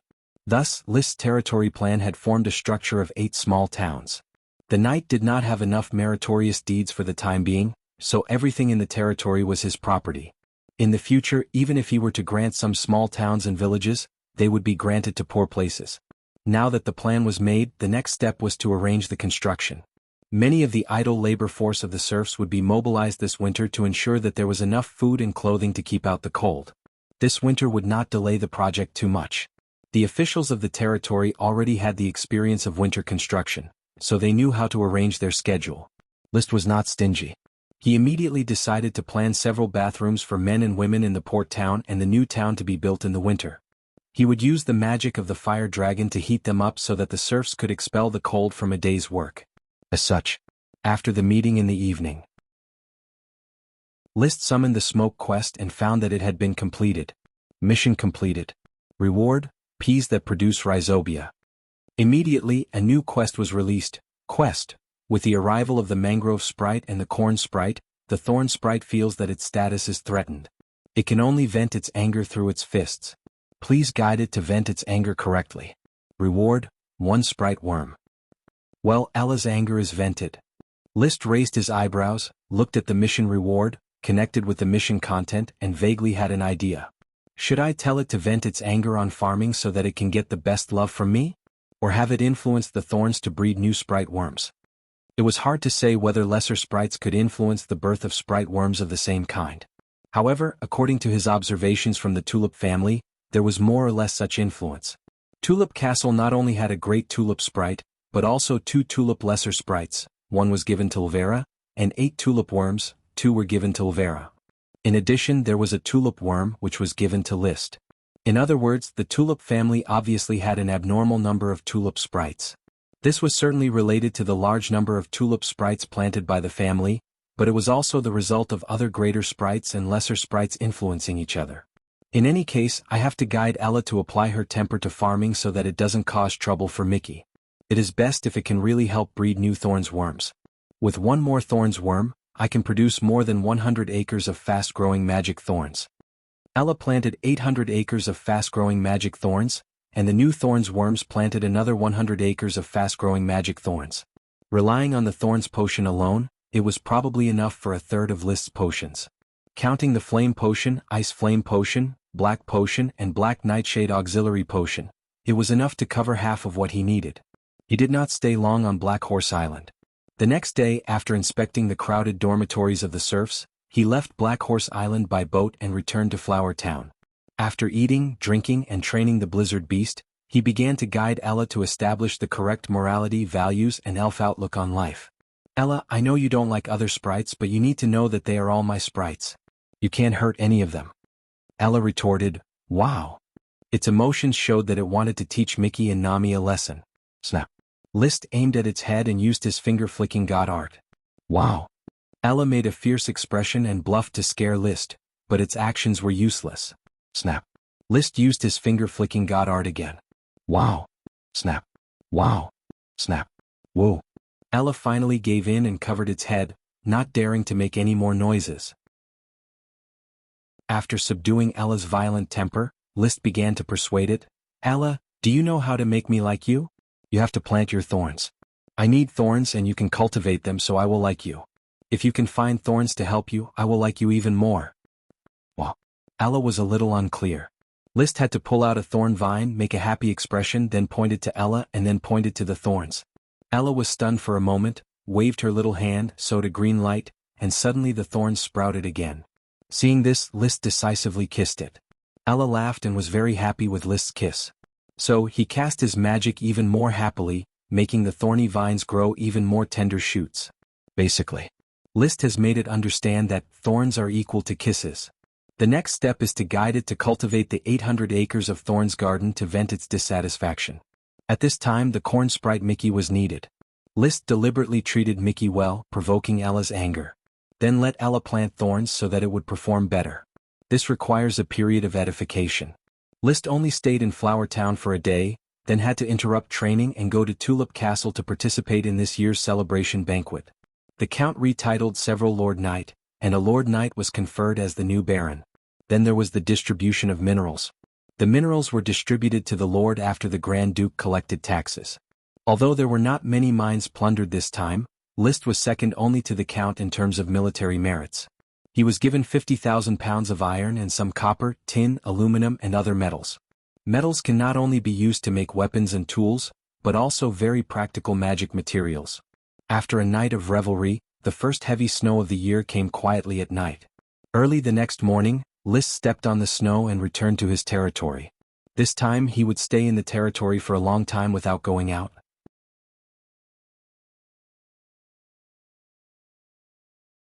Chapter 489. The heavy snowfall quickly wrapped the Flower Town in silver clothes. Only the roads were clear. Officials were organizing the serfs who had nothing to do, constantly clearing the snow on the roads, so that the roads of the whole town in all directions were unimpeded. At the same time, part of the road was still under construction, using the rocks produced by the Blizzard Beast, constantly breaking them into stones and paving them on the road. The main road of Flower Town has been expanded to the width of 4 carriages side by side, and the roads between the villages are enough to accommodate 2 carriages side by side. While other towns generally had muddy roads, the flower town had already modernized its transportation. Because the Lord Viscount List always remembers the slogan, "If you want to be rich, build the road first." If the road is not clear, the development of Flower Town will always be limited. Infrastructure construction certainly requires a lot of money, but it is definitely a great addition to economic development. List even has a plan to cooperate with Tulip Castle to build a gravel road from Flower Town to Coral City, further shortening the travel time between the two places. However, this road is costly and the Count may not agree. At least until Black Horse Island has not exploded into a huge economic volume, so that the trade between the two places continues to increase, this road will probably not be built. People in this world do not have the concept of infrastructure in their minds. Whether the serfs walked on the gravel road or on the mud road, whether they stepped on the green grass or on the dirty water of excrement and urine. For the nobles, what difference does it make? Only List will desperately build infrastructure. On Black Horse Island, he has planned a number of future roads for 4 carriages side by side, 4 lanes for short. There must be a 4-lane road between every 2 towns. In the future, after Port Town and Newport Town are developed and upgraded into cities, a direct 6-lane road will be built. He believes that the future industry of Black Horse Island needs such a road to support it. On this day, there was good news again. The serf who found the pea cordyceps reported to the administrative office the magical changes that had taken place in his peas. The influence of the pea cordyceps could keep the peas growing in autumn and winter, but with the removal of the pea cordyceps, the remaining peas in his house could no longer thrive. Now that the bean sprouts were dead, the serf was ready to pull out the bean sprouts and collect the mature peas as seeds. These peas were well developed and were excellent seeds. However, when he pulled out the root of the pea, he found that there was a tumor the size of a fingernail. The serf remembered that the Sir Lord, who had come to transplant the cordyceps, had mentioned that there were rhizobia in the roots of legumes that could increase production. So he excitedly reported his findings. The officials from the administrative office had naturally heard List's explanation of the benefits of rhizobia to the soil and plants. Therefore he immediately reported to the castle and reported to List. A lot of tumors the size of fingernails? List immediately understood that this was the reward of the previous smoke mission, peas that produce rhizobia. He immediately led the retainer knight to the serf's house and saw the peas. The roots of the pea were very fluffy, and there were indeed a lot of nodules on it. Not only were there a lot of them, but they were also very big. Compared to the soybean roots that List had seen on Earth, the nodules were much more abundant. He immediately ordered the serf to pull out all the peas and found that there were more than 20 peas with abundant nodules on their roots. The rest of the peas were very ordinary. Collect all of these nodules and carefully preserve them. When you sow peas, soybeans, peanuts, and so on next spring, remember to plant them in the soil stirred by these nodules. In addition, buy all of these pea seeds and plant them near the pea cordyceps as the focus of next year's cultivation. Yes, sir. The official hurriedly recorded List's instructions. The new variety of peas was named by List as fungus peas, which meant that the peas could produce rhizobia. He believed that with the continuous cultivation of fungus peas, the rhizobia that List hoped for would be produced in large quantities, increasing the yield of all legumes and improving the fertility of the soil. There are now more and more new varieties of crops in the territory.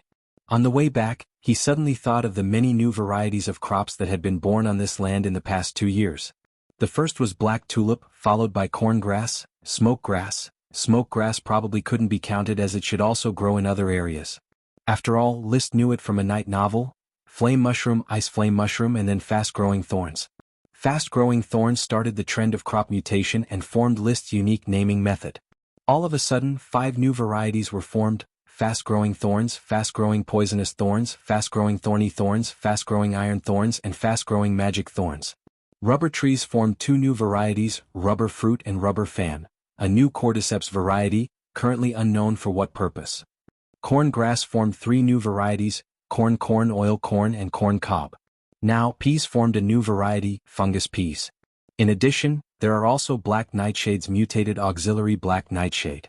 These new mutated varieties of crops are named with nature plus original name to form new names.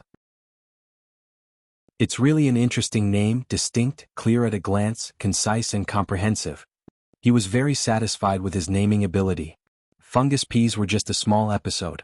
The chaos caused by the arrival of a large number of new serfs in the territory quickly stabilized, and there was no need for List to worry about it. He resumed his previous schedule and lived an ordinary but fulfilling life. Recently, his greatest pleasure was to train the thorn sprite Ella and make it an elf again. Without the hint of the smoke mission, Liszt probably couldn't think of how to educate the elves. He would only think that the elves were simple farming tools and would not want to carry out ideological transformation.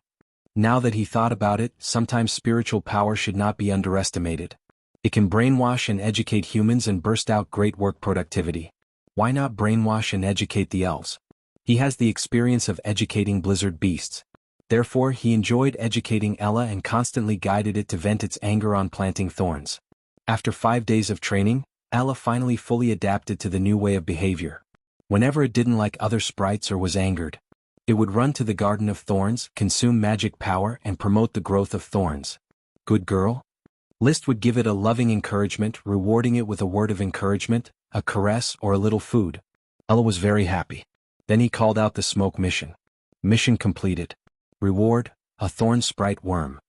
Not surprisingly, Liszt had been in the Garden of Thorns every day recently, and the reward of the smoke mission was indeed born in the Garden of Thorns. It was a fast-growing demon thorn that had undergone a transformation. A large tumor had grown out of its branch.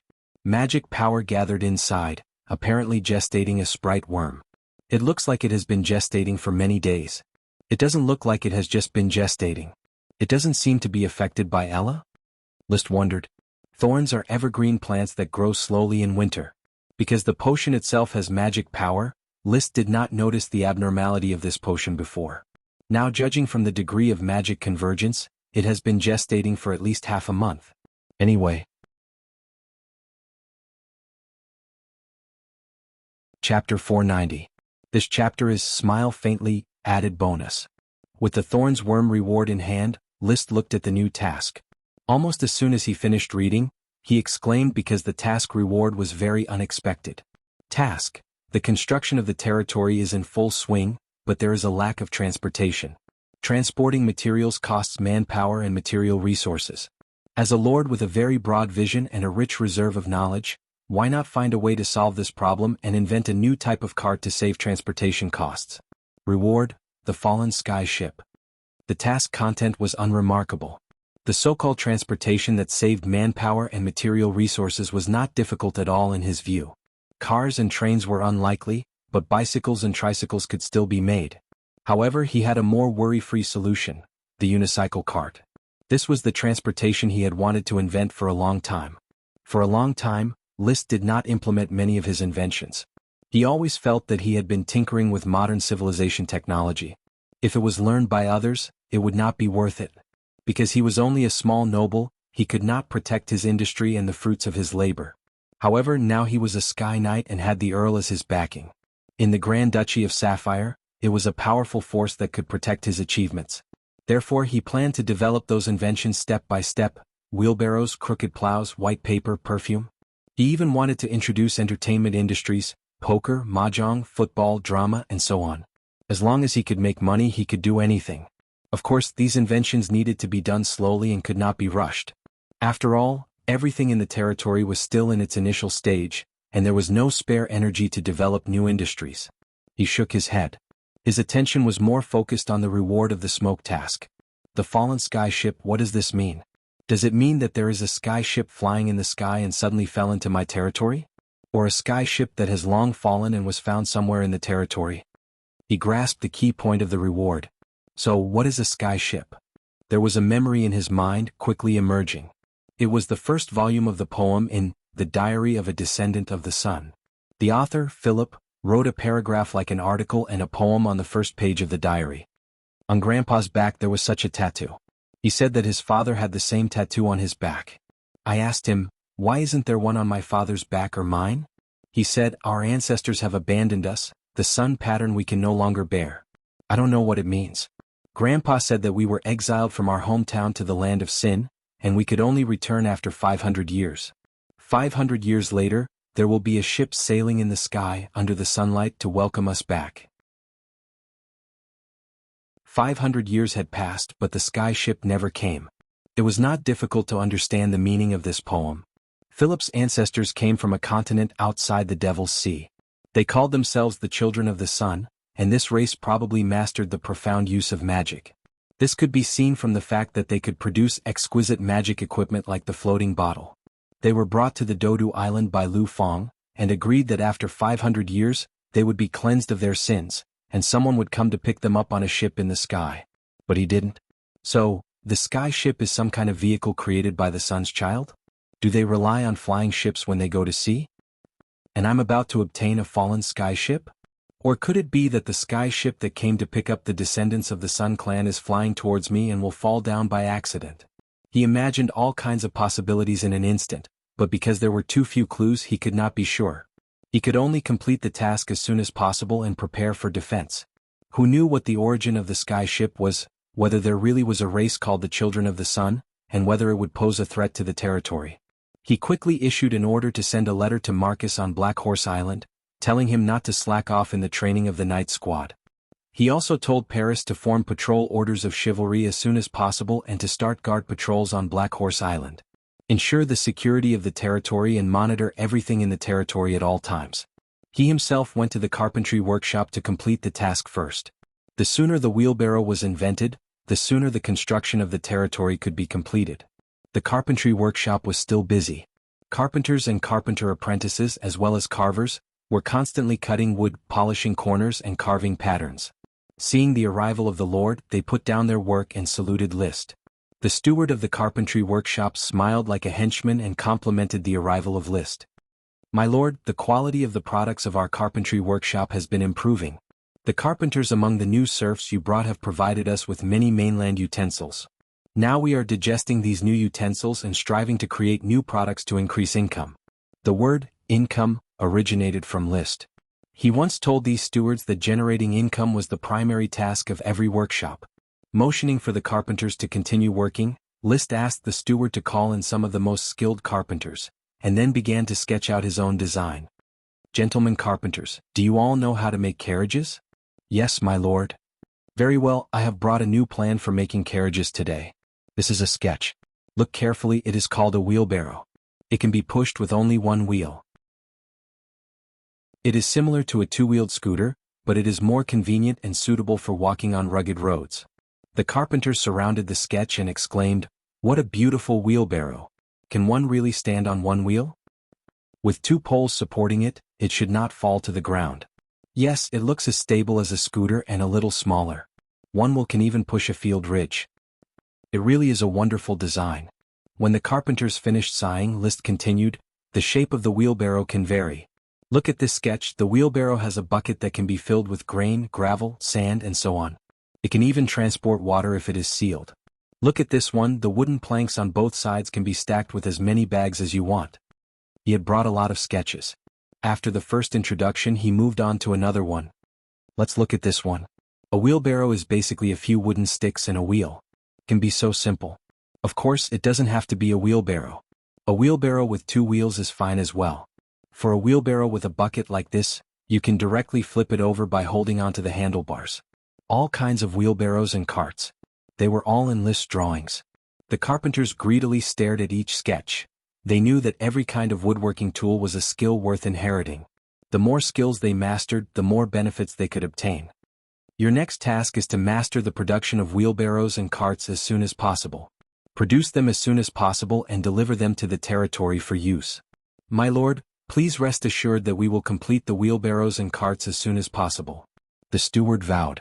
He was also a carpenter and knew that it was not difficult to make these carts. "Remember to keep it a secret. I do not want to hear any news about the wheelbarrows and carts being leaked." It was impossible to keep it a secret forever. Liszt only hoped to keep it a secret for as long as possible. When the output of the carpentry workshop increased, he could take the opportunity to sell them to the outside world and make a profit. One does not know the cost of firewood unless one is in charge. Chapter 491. In order to get the fallen sky ship as soon as possible, Liszt kept an eye on the carpenters in the carpentry workshop to make the wheelbarrow. With thorny ironwood and rubber glue, the carpenters only needed to make the appropriate parts and put them together to form a wheelbarrow. However, the precision was a problem. The first wheelbarrow was made in 2 days, but it was very ugly and not flexible enough when pushed. This attracted Isaiah's amazement. "My lord, is this a wheelbarrow? It's amazing. It's more flexible than a handcart and a person can push it around. With such a wheelbarrow, serfs don't need to spend much effort when transporting goods. It's too rough and not detailed enough. Carpenters, continue to work, I want to make a qualified wheelbarrow. Liszt was not satisfied. There was no other way, the smoke mission had not been completed yet. This meant that the wheelbarrow was defective and not recognized. It could also be said that Liszt did not recognize it in his heart. After all, the smoke mission had a lot to do with the reflection of his thoughts. Even in his view, the completion rate of the mission and the issuance of many missions were a portrayal of his heart. The smoke dragon's power of fate mixed with his own spiritual power to form the smoke mission. Whether it was like this or not was not important. The important thing was that the carpenters had to make a better wheelbarrow. With the experience of the first wheelbarrow, the second wheelbarrow only needed a few changes to improve the precision of the parts. So in less than a day, a brand new wheelbarrow was produced. When the carpenters pushed the wheelbarrow smoothly in the carpentry workshop, Liszt summoned the smoke mission and showed a satisfied smile. Mission completed, reward, the fallen sky ship. After the mission was completed, he hurriedly told the carpentry workshop to produce wheelbarrows and left. Returning to the town's office, he arranged for the patrol team to increase the patrol, trying to find the fallen sky ship. In addition, he didn't need to do anything else. Because the new mission was the same as last year's festival mission. It's been another year of hard work. As a lord, I finally have the opportunity to relax and enjoy the upcoming festival, but I still have to think about the development of the territory next year, prepare for the Sky Knight's training, and plan for the breeding of the magic fire seed. Please wait for the end of the festival. Reward, unknown reward. Every time a new year or war ended, there would be unknown rewards, and they were all very valuable rewards. This made him want to spend the new year as soon as possible.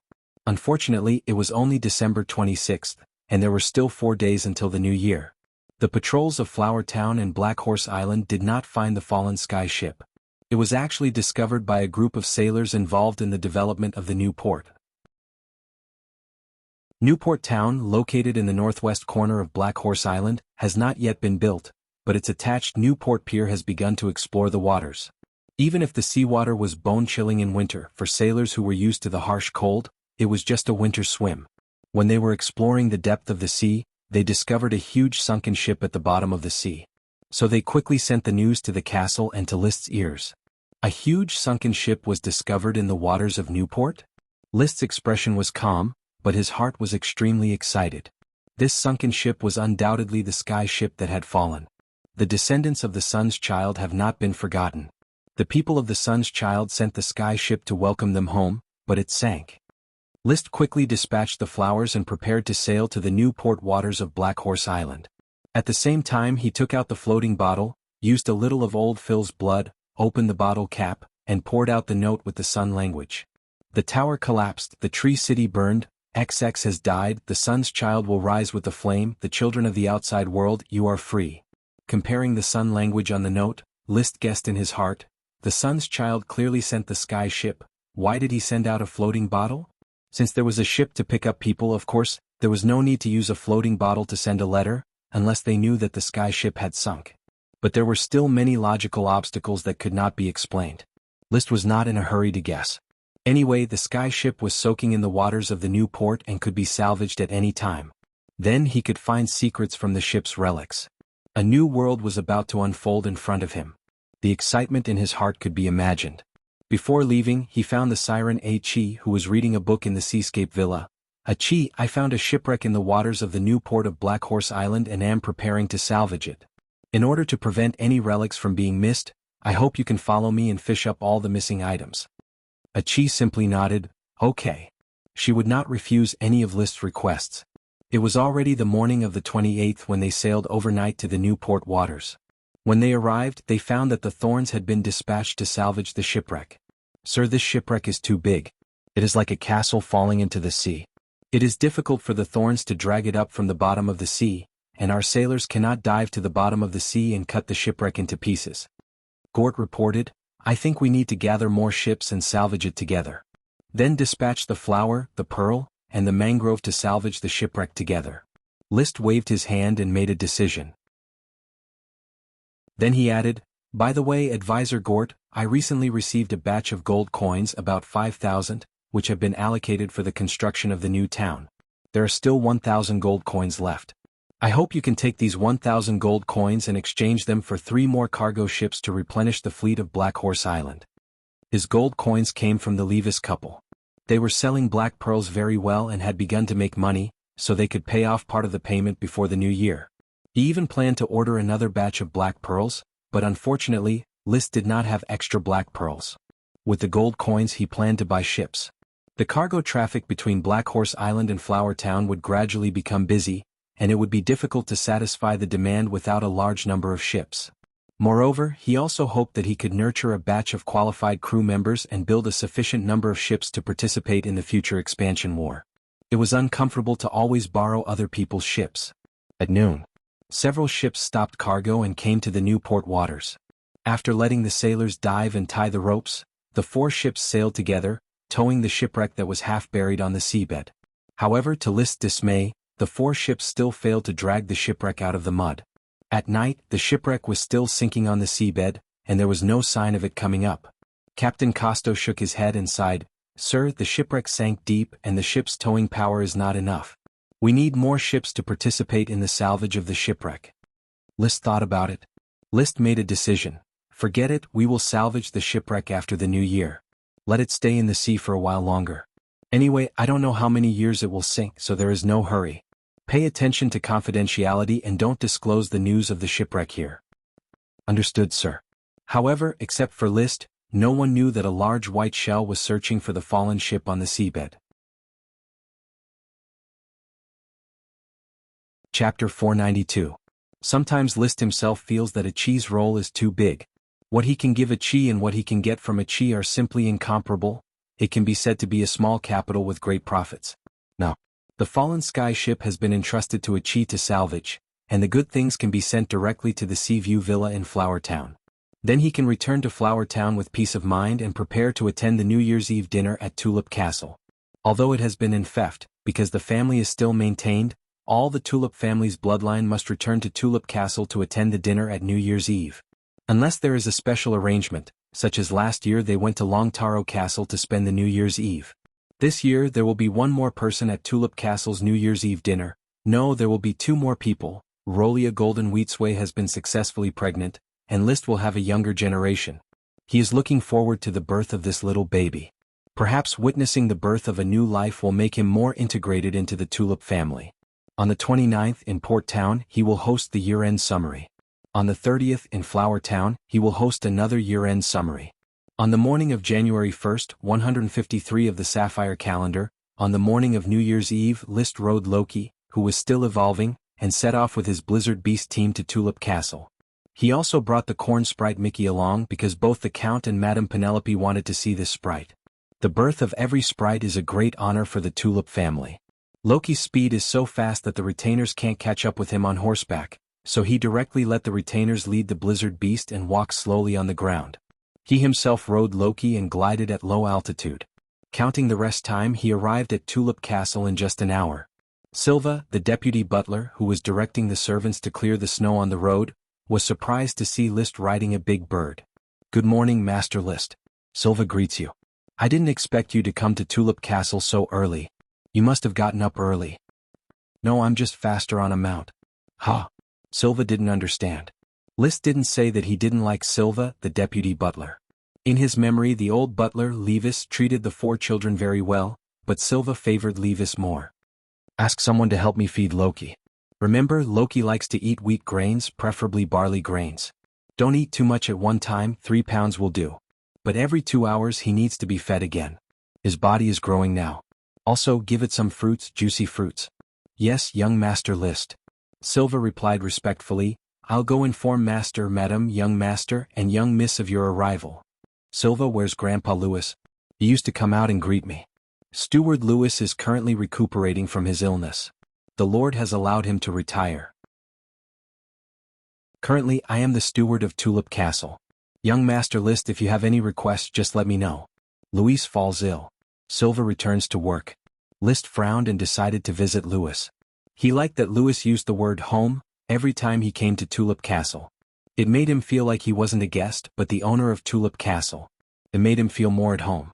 Now that Silva didn't use the word home, it meant that in his eyes List was just a guest. Of course, from the perspective of enfeoffment, Liszt was indeed a guest of Tulip Castle and no longer lived in Tulip Castle. It was just that he felt a little uncomfortable. The old butler, Louis, had moved out of Tulip Castle after his retirement and lived in a wooden manor house next to the castle. He could also help take care of the manor. Seeing Liszt walking in the snow, Louis, who was wrapped in a thick cotton coat, suddenly lit up his pale face.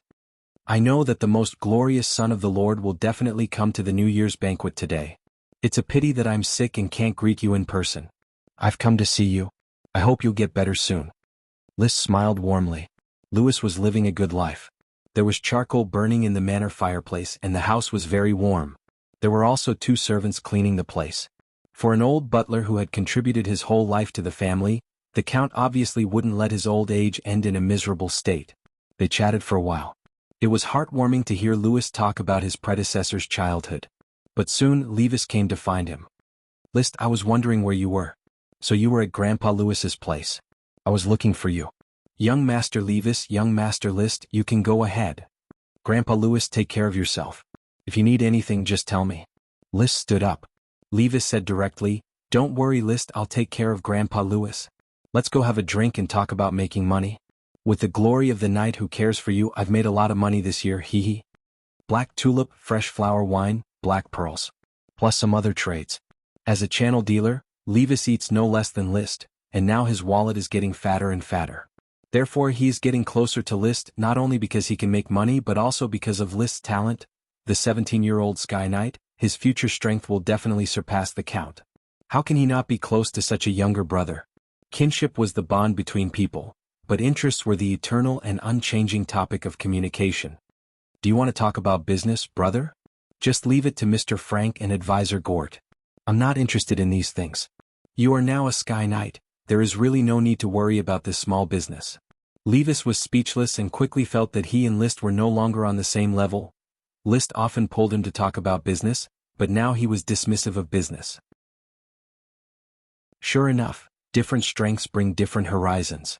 He also immediately changed the subject. "What about your corn sprite, did you bring it? Grandma has been talking about it several times. It's also thanks to your knight's glory that Grandma is going to give us this year as a gift, or a potted plant. I received several potted plants from her, but I didn't see a sprite worm." Everyone complained about Madame Penelope's potted plants. Only Liszt was happy. He had already received a black nightshade worm and a fig worm from Madame Penelope. The gifts were of great value.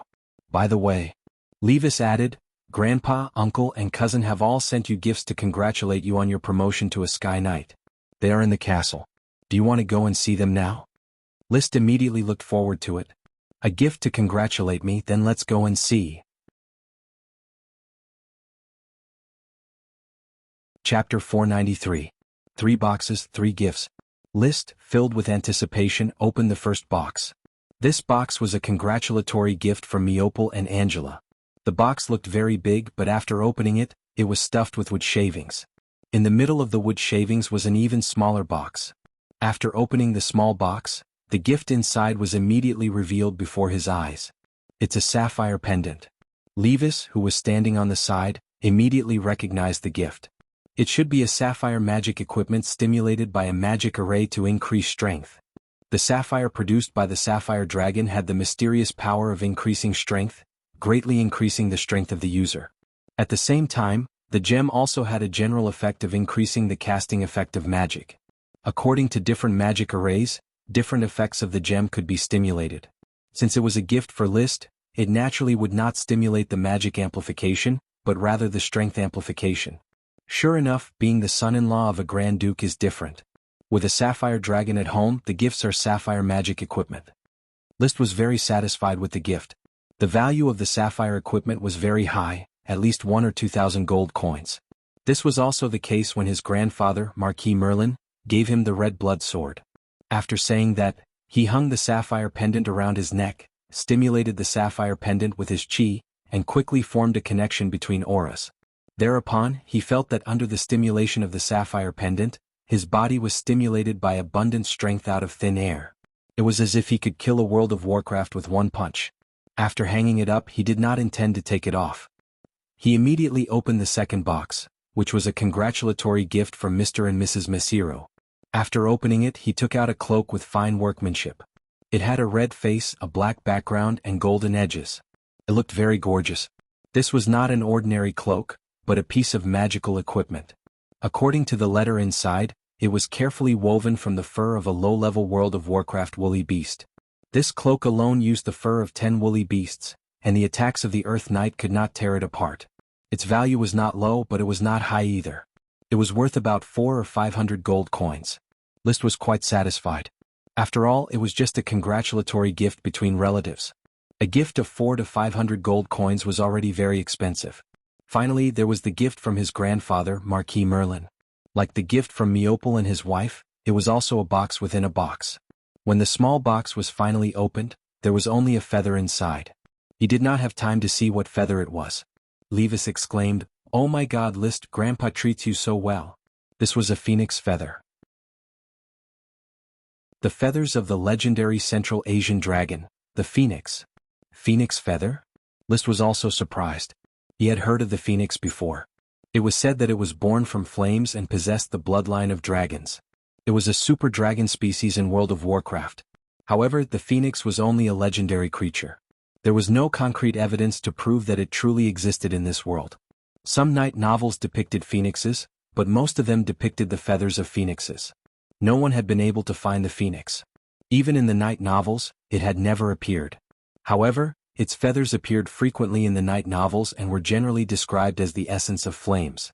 For a fire-attributed knight to obtain a phoenix feather, it could be said to be like adding wings to a tiger. It could substantially increase the cultivation speed of fire-attributed chi. For a knight of other attributes, the phoenix feather was of little value. For a fire-attributed knight, however, it was a treasure worth thousands upon thousands of gold coins. No one had described the price of the phoenix feather, but it was certainly calculated in dragon coins. Just this phoenix feather alone could be sold for several dragon coins, which was several tens of thousands of gold coins. Its value was much higher than that of the little elf soldier. It was almost comparable to a dragon bone weapon forged from dragon bones. Is it really a phoenix feather? List held the feather in his hand, feeling the surging fire-attributed magic power. He unconsciously swallowed his saliva. The gift from my grandfather is really too valuable. I shouldn't have accepted such a valuable gift, but I can't bear to give it back. Of course you have to keep it. This is a phoenix feather. You happen to be a fire-attributed knight. You can't miss it, and it's a gift from my grandfather. Why can't you accept it? Levis cried. He had already lost his composure. This gift was too valuable. That's right. It's a gift from my grandfather. I must accept it, List said solemnly. At the same time, his mind was exceptionally clear. His grandfather's gift was not only a congratulatory gift, but also a kind of entrustment. He hoped that he could help the Taro family. Marquis Merlin had expressed this when he spent the New Year's festival in Long Taro Castle. After all, the Taro family was too small. It didn't matter if there was such a gift. With the blood of the Taro family, he would definitely help the Taro family when he could. Now that Marquis Merlin had sent such a valuable gift, coupled with the fact that he had been good to him since he was young, List could not escape this responsibility. Phew. He looked at the phoenix feather in his hand, still feeling a little incredulous. The phoenix feather of the draconic phoenix, had truly appeared in front of him. Before this, whether the draconic dragon existed was still limited to legends. No one could prove it. Now it seemed that there was no need to prove anything. The phoenix feather's surging fire attribute magic was enough to prove that it was not much weaker than the dragon bone. But when List carefully looked at the phoenix feather, he suddenly found that this feather did not seem like a real feather. Instead, it was like some kind of fiery red gemstone in the shape of a feather. The texture was also very hard to the touch. It was as prickly as iron wire and difficult to change shape. Is this a feather or not? He could not help but ask, Levis, do you think the phoenix feather is really a phoenix feather? It doesn't seem to be a real feather. Let me see. Levis carefully took the phoenix feather and carefully observed it. I can't say for sure. It really doesn't look like a real feather. However, we have never seen a phoenix and we don't know what a draconic dragon looks like. Perhaps this is what a phoenix feather should look like. In any case, as long as it works for you, it's a real phoenix feather. This was indeed the case. Whether it had fallen from a phoenix or was some kind of gemstone formed in nature, as long as the effect was still the same as the legend, then it was a real phoenix feather.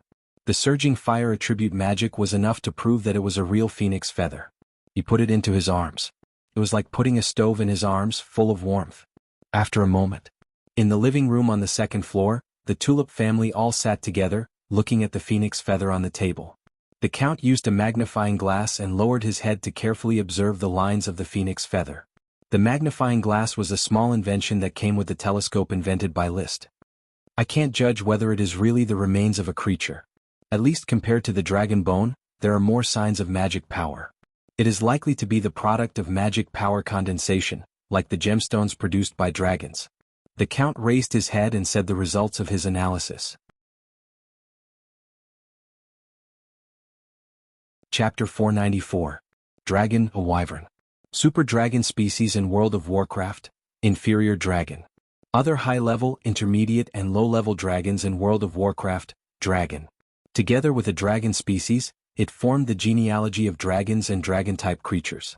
Wyverns were the pinnacle of power in this world, standing at the top of the food chain. Very few creatures could threaten their existence. Wyverns were legendary creatures. There were many descriptions of them, but no one had ever seen them in person. Draconic beasts were also rare, but they still existed. Liszt's chocobo Loki was a low-level draconic beast. Loki's bloodline evolution had not yet been completed, and it might eventually become a mid-level dragon. Dragon-type beasts generally existed in groups, such as the blue blood horses raised by Sapphire Grand Duke, the black blood horses raised by Liszt, and the dragon milk cows raised by him. In short, the gem-like phoenix feather could not prove the existence of the phoenix. After showing it to his family, he immediately put the phoenix feather back into the gem space. This was a priceless treasure for him, and he could not be too careful. So much so that he did not intend to study the phoenix feather in Tulip Castle. After the New Year's festival, he would return to his territory and then slowly study it. This year's New Year's festival was quite lively. The family gave each other gifts, which were relatively ordinary food, clothes and the like, with no valuables. Madame Penelope still gave him a potted plant that she had carefully taken care of. Unfortunately, Liszt walked around her balcony and did not find a potted plant that bred sprite worms. Those 2 sprite worms could be said to be something that could only be encountered and not sought. I read the Liszt's Earth Codex created by you. Many of the cultivation experiences in it were clear and eye-catching, and many of the methods inspired me. The Count was in the study chatting face-to-face with Liszt. It was unknown when, but Liszt gradually stepped into the study more often. Of course, a lot of the time was spent awkwardly chatting, and tonight was no different. After awkwardly chatting about some trivial matters in life, the two simply exchanged their cultivation experiences. Liszt replied, "I did not expect to be able to inspire you. I've been thinking about how you managed to become a Sky Knight in such a short time. This goes against my understanding of cultivation. But through this letter, as well as your communication with Liszt and Lytton, I finally understood the reason." "Oh, Father, what kind of reason do you understand?" "You have a deep understanding of cultivation. This understanding is even deeper than a sword saint like me. Most of the time, we think that cultivation talent is reflected in one's bloodline, but that's not the case. A person's vision and knowledge can also determine their talent." Then the Count began to summarize his findings. He said a lot blah blah blah blah blah blah. In the final analysis, Liszt was smart and rarely took detours in his practice. It was difficult for the Count to find an excuse for him. Of course, Liszt would not be ungrateful, so he nodded and said, "Yes, Father. My bloodline is the same as yours and my brother's. My talent is not much better. However, I have been thinking more about cultivation, and this thinking has helped me open the door to a new world of cultivation. So I think that we, father and son, need to communicate more in the future. I have a lot of experience in Sky Knight cultivation, and you have a keen understanding of cultivation. If we communicate more, it will be a great improvement for both of us. Maybe in a few years I will be able to become a perfect Sky Knight. I also hope to help you achieve it as soon as possible. So, have you summed up any clues in your recent practice as a Sky Knight?" the Count asked. Liszt replied, "At present I'm still adjusting my body's new degree of adaptation to the potion, and at the same time, I'm also exploring the tricks of high-level chi cultivation. If there's anything you don't understand, just ask me. I will. Look at the Sword Saint's Handbook that your grandfather gave you. I often borrow this handbook from Levis to read. There is indeed a lot of experience that can be used as a reference. In fact, I have already memorized the Sword Saint's Handbook." The Count was inexplicably embarrassed. "Well," Liszt continued to show off, "I like to read and I have a good memory. In fact, I have also memorized the Red Sun Rising Fire secret book. I think that instead of storing commonly used knowledge in books, it is better to store it directly in your mind and extract it at any time you need it. Well, I don't like magicians. They are always destroying, but I admire their enthusiasm for studying the truth. I also think that they use magic books to spread knowledge, which is a very good way. If you want to understand something, the best way is to record and study it. Well, I do the same. I study the interaction between potions and qi, the interaction between potions and the body, the study of reasonable cultivation methods, and even new qi secret books. I think that if the predecessors can create qi secret books, it is not impossible for me to create them. You are still planning to create qi secret books? The Count exclaimed. Father, this is not difficult to understand. Liszt calmly took a sip of milk. If potions can sum up a way suitable for an individual's physique, why can't qi secret books sum up a move suitable for an individual's physique? Everyone's fighting style is different, and the body is also different. The qi secret books of the predecessors may not be completely suitable for me. The Count sat in his seat, holding a glass of red wine and constantly sipping it. Liszt was still talking endlessly. He was now a Sky Knight, and it was rare for him to communicate with the Count, who was also a Sky Knight. Naturally, he wanted to enjoy himself. In the Earth Knight stage, I was eager to break through to Sky Knight, so I didn't have the time to create qi secret books. Now that I have become a Sky Knight, I should think carefully and create a qi secret book that suits me. This was the truth. In the past, he was weak and lacked a sense of security, so he desperately took potions to cultivate. Now that he had become a Sky Knight, he even had a shadow of the dragon he would ride in the future. Naturally, he no longer had to worry and could be more patient in his cultivation. He was ready to continue his long speech. The Count suddenly interrupted. It's already late. Liszt, it's time to go back and rest. Don't forget that today is the New Year's Day. Relax properly and don't always think about cultivation. I agree with your idea and hope that you can have a greater breakthrough. I am proud of you, my son. Despite being somewhat disappointed, Liszt still got up and said goodbye. The Count was left sitting alone in his study, unhappy. He poured a glass of red wine and fiercely poured it into his stomach. Returning to his room to rest, Liszt couldn't sleep. First, he was waiting for the unknown reward of the smoke mission to be issued after 12 o'clock. Second, the phoenix feather had always been tempting him, making him impatient to take it out and play with it. The fiery red feather was about the distance between the middle finger and the wrist. The whole feather was slightly curled and had a transparent luster. This was a proper feather. The large feathers covering the body of a bird, as well as the flight feathers and tail feathers, were all classified as proper feathers. The structure of a proper feather included a feather handle, a feather shaft, a feather branch, and a feather. This phoenix feather had these structures. However, its feather branch was not pliable and had many small crystal protrusions. The feather was also very thick and also had a crystal-like structure. It doesn't look like a real feather no matter how I look at it. It looks like some kind of fossil feather. Is it growing on a phoenix? Liszt began to recall the knowledge he had read about the phoenix. The draconic phoenix was not the same as the phoenix in China's legend. It was more similar to the immortal bird in Western legend. It was essentially a fire attribute World of Warcraft.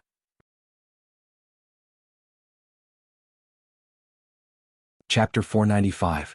This chapter is My Horse Feeds the Sheep. The legend of this world. The phoenix had a lifespan of 500 years. When it was about to die, it would pick up many branches and then burn itself to ashes. In the ashes, a new phoenix would be born and the cycle would repeat. There was also a legend that after the phoenix died, its bones would give birth to worms. The worms would constantly eat each other and eventually grow into a new phoenix. Of course, there was also a legend that phoenixes lived in volcanic craters. They were new creatures born after the death of a fire dragon. 500 years for a reincarnation. This sounds a bit similar to the legend of the Dragon Valley that Virginia told me. It is said that the Dragon Valley is the place where dragons reincarnate. The old dragons will return to the Dragon Valley and arrange the secret of their own reincarnation. It seems that these legends are all connected. 4 legendary creatures. Humans could probably only think of reincarnation, immortality, and other magical manifestations. He put the phoenix feather on the table, then asked a servant to bring a pen and paper, and began to write a letter. The letter was addressed to Marquis Merlin, expressing his gratitude and hinting that he would take care of the Taro family. At the same time, he also asked Marquis Merlin for more information about the phoenix feather. Where did he get it from? Was there a real phoenix or something like that? After writing the letter, he lit a candle, scooped out a bit of rosin and poured it on the envelope. He then took out a long square stamp engraved with the name Lys, and pressed it on the rosin, leaving a special mark. He gave it to the servants of Tulip Castle and asked them to help him send the letter. Soon after, he began to concentrate on studying the phoenix feather, holding it in his hand and playing with it. It had a warm texture. Because this phoenix feather was too precious, he was always careful, studying it bit by bit. He forgot the time while studying, and in the blink of an eye, it was almost 12 o'clock. After roughly figuring out the external nature of the phoenix feather, he decided to infuse it with qi, stimulate it, and try to use it to speed up his qi cultivation. When the qi touched the phoenix feather, Liszt could feel the temperature in the room instantly rise by 10 degrees. The phoenix feather also immediately seemed to burn. It was not a real flame, but a surging fire magic released in a flame-like flow. Then, through the qi circulation, it entered Liszt's meridians, helping it expand the impetus of the qi. The effect is similar to taking drugs. Liszt's eyes lit up as he carefully manipulated this new mana and transformed it into his own qi. There was a clear boundary between the new Do qi and the dragon Do qi in his body, but as the Do qi continued to circulate, the boundary gradually blurred and tried to fuse together. His Do qi was originally formed from fusion. The newly born Do qi would definitely become stronger. However, just as this wave of Do qi, which had yet to completely merge, flowed through his meridians towards the position of his heart, something unexpected happened. The mana fire seed in his heart was stimulated by this new energy and suddenly went berserk. It released a huge suction force, crazily devouring the qi in Liszt's body. In the blink of an eye, the Do qi in his body became empty, and his body became limp and powerless. Only his brain remained clear-headed, and he was exceptionally frightened. What's going on? The phoenix feather's magical power clashed with the mana fire seed? Two tigers cannot share one mountain? Was that why the magic fire seed went berserk? Liszt's fear was mixed with impatience. He felt as if he was possessed by the devil, and his body's condition was very bad. Do qi was the source of a knight's power. Once it disappeared, a knight would definitely become an ordinary person. However, he had no way to resist. The mana fire seed in his heart was not restrained at all. Using my body to raise a dragon is really a mistake. He began to regret. He wished he could dig out his heart, find the mana fire seed, and then crush it. However, a change occurred very quickly. After absorbing all the qi in his body, the mana fire seed did not stop but continued to devour. There was no qi in his body, so it moved towards the phoenix feather in Liszt's hand. This strong suction force was transmitted through his meridians into his hands, and actually began to devour the phoenix feather's magical flame. These flames seemed to want to resist. However, they were unable to resist, and were sucked into the meridians of Liszt's hand. A burning pain spread through his hands, and continued to attack his whole body through his meridians until it reached his heart. He felt as if his whole heart had begun to twitch. The piercing pain almost made him numb. He wanted to faint, but the continuous improvement of his physical fitness made him unable to faint. He could only feel the pain clearly. What the hell is going on? What happened? Why did the mana fire seed rebel? Did the phoenix feather stimulate the magical fire seed? He could only think to divert the pain. He wanted to use the magic eye, but there was no qi to circulate, so he could only look at his hands with his naked eyes. The flames of the burning phoenix feather constantly drilled into the skin of his palm. As the mana fire seed continued to absorb, the flames became smaller and smaller, and the luster of the phoenix feather became dimmer and dimmer. He didn't know how much time had passed. For him, it was as long as a century. Finally, the phoenix feather in his hand was completely extinguished, without the slightest luster. Then it slowly shattered into powder and disappeared between his fingers. Before it fell to the ground, it had completely turned into flying ash. My priceless phoenix feather is gone just like that? Liszt wanted to cry but had no tears. He hadn't even started cultivating, and the phoenix feather, worth a few dragon coins, had completely disappeared without a trace. Not waiting for him to cry. A strange feeling quickly emerged, spreading from his heart. The devouring power of the mana fire seed had disappeared. In fact, he couldn't even feel the mana fire seed. Only the strange feeling in his heart, which was connected to his brain, produced a certain feeling. It was as if something had come to life. Roar! A tender cry sounded in his mind. Not only did it put an end to all the pain in his body, but it also gave him a telepathic feeling similar to that of a contract sprite worm. It was as if the emotions of a tender, newborn and weak life had occupied a corner of his mind. List was a little confused. At the same time, the warmth in his heart began to move rapidly, quickly moving along his meridians to his palm. He lowered his head, and his eyes suddenly saw a flame igniting in the hollow of his palm. There was no burning sensation, no stinging pain from the flame, only a faint warmth. The flame quickly twisted and formed a small flying creature. It had bat-like wings, a slender body, 2 thick hind legs and 2 thin and short front legs. It also had a tail that kept swinging and a slightly cute horned head. It was clearly the form of a small mana-fire dragon. Brr. The small mana-fire dragon opened its mouth and issued a subtle but real roar. All of a sudden, the confused List was pulled back from his daze and became completely sober. Small mana-fire dragon?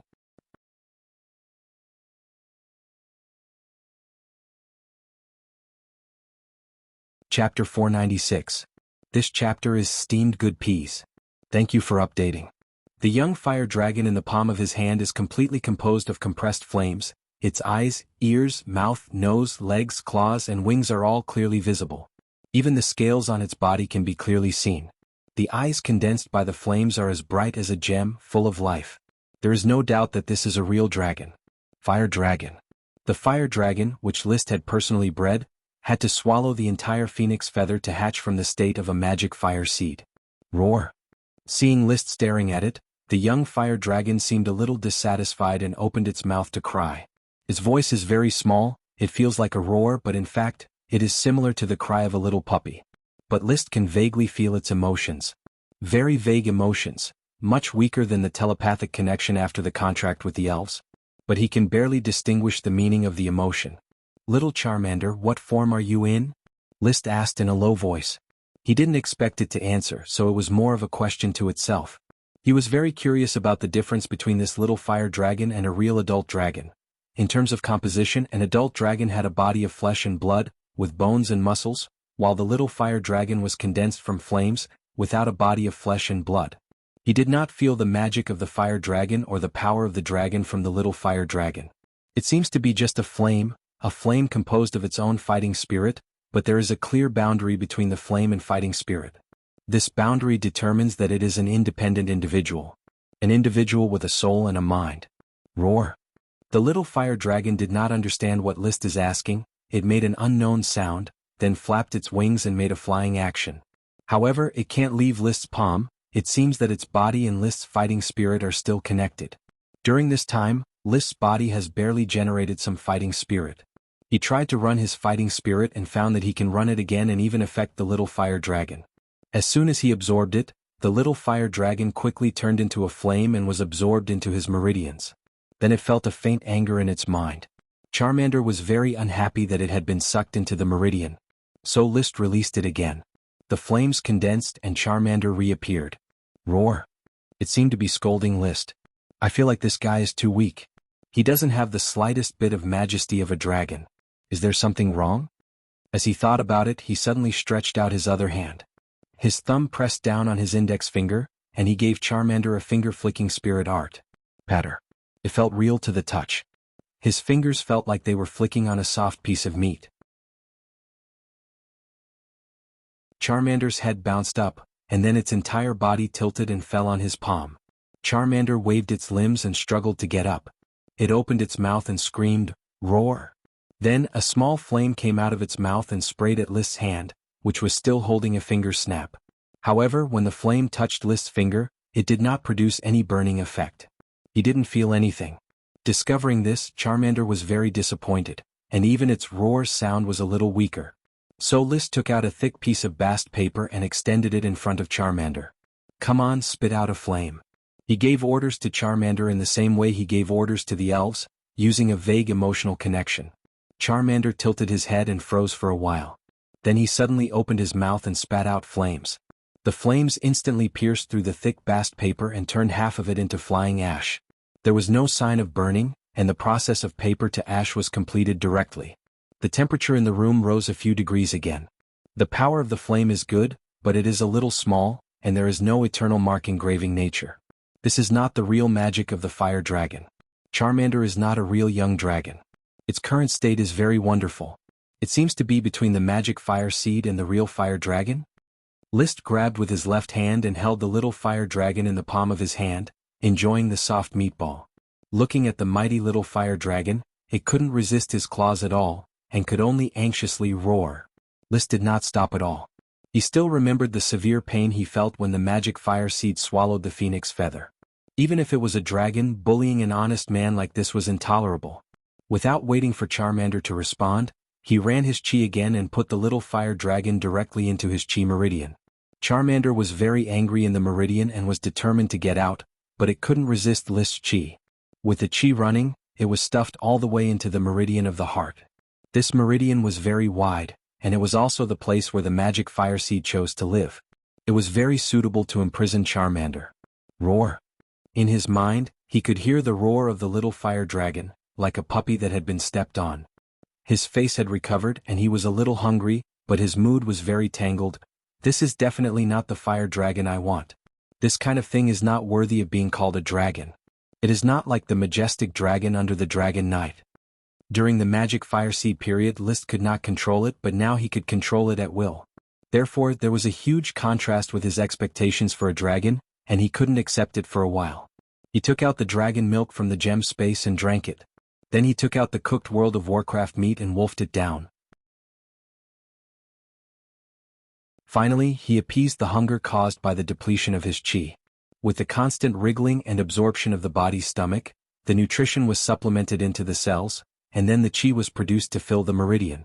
The chi he had lost was quickly restored by a small half. At this time, he tried to use the original method of training with the magic fire seed to transfer the combat chi to Charmander. He found that although Charmander was very angry, it obediently absorbed the combat chi, then expelled the magic impurities and mixed it with his combat chi. It was still producing dragon combat chi. And the speed was faster and the efficiency was improved several times. But the consumption also increased more than 10 times, and the little chi that was replenished quickly fell into a state of depletion. The dragon chi produced was less than 1/10. I originally had to feed 2 mouths. Now I have to feed several mouths. The little fire dragon's appetite is too big. How can I feed it? He took out the dragon milk and World of Warcraft meat again and continued to eat to supplement nutrition. He also took out a magic potion. After taking the potion, he found that the increased chi still could not fill the little fire dragon's huge appetite. The little fire dragon that could swallow the chi finally calmed down and stayed in the heart position, enjoying the constant flow of chi. But soon its chi supply was cut off. List pulled a long face and was upset. I can't feed it like this, no amount of chi can satisfy its appetite. He himself had to continue to train. Without chi, how could he train? For the first time, he didn't look forward to raising a dragon. He was really frightened by the dragon's appetite. He didn't know if this was a super small mini dragon. At this time, he looked up and suddenly noticed that the clock on the wall had pointed to 12:30. The New Year's Day had passed. Right, smoke mission.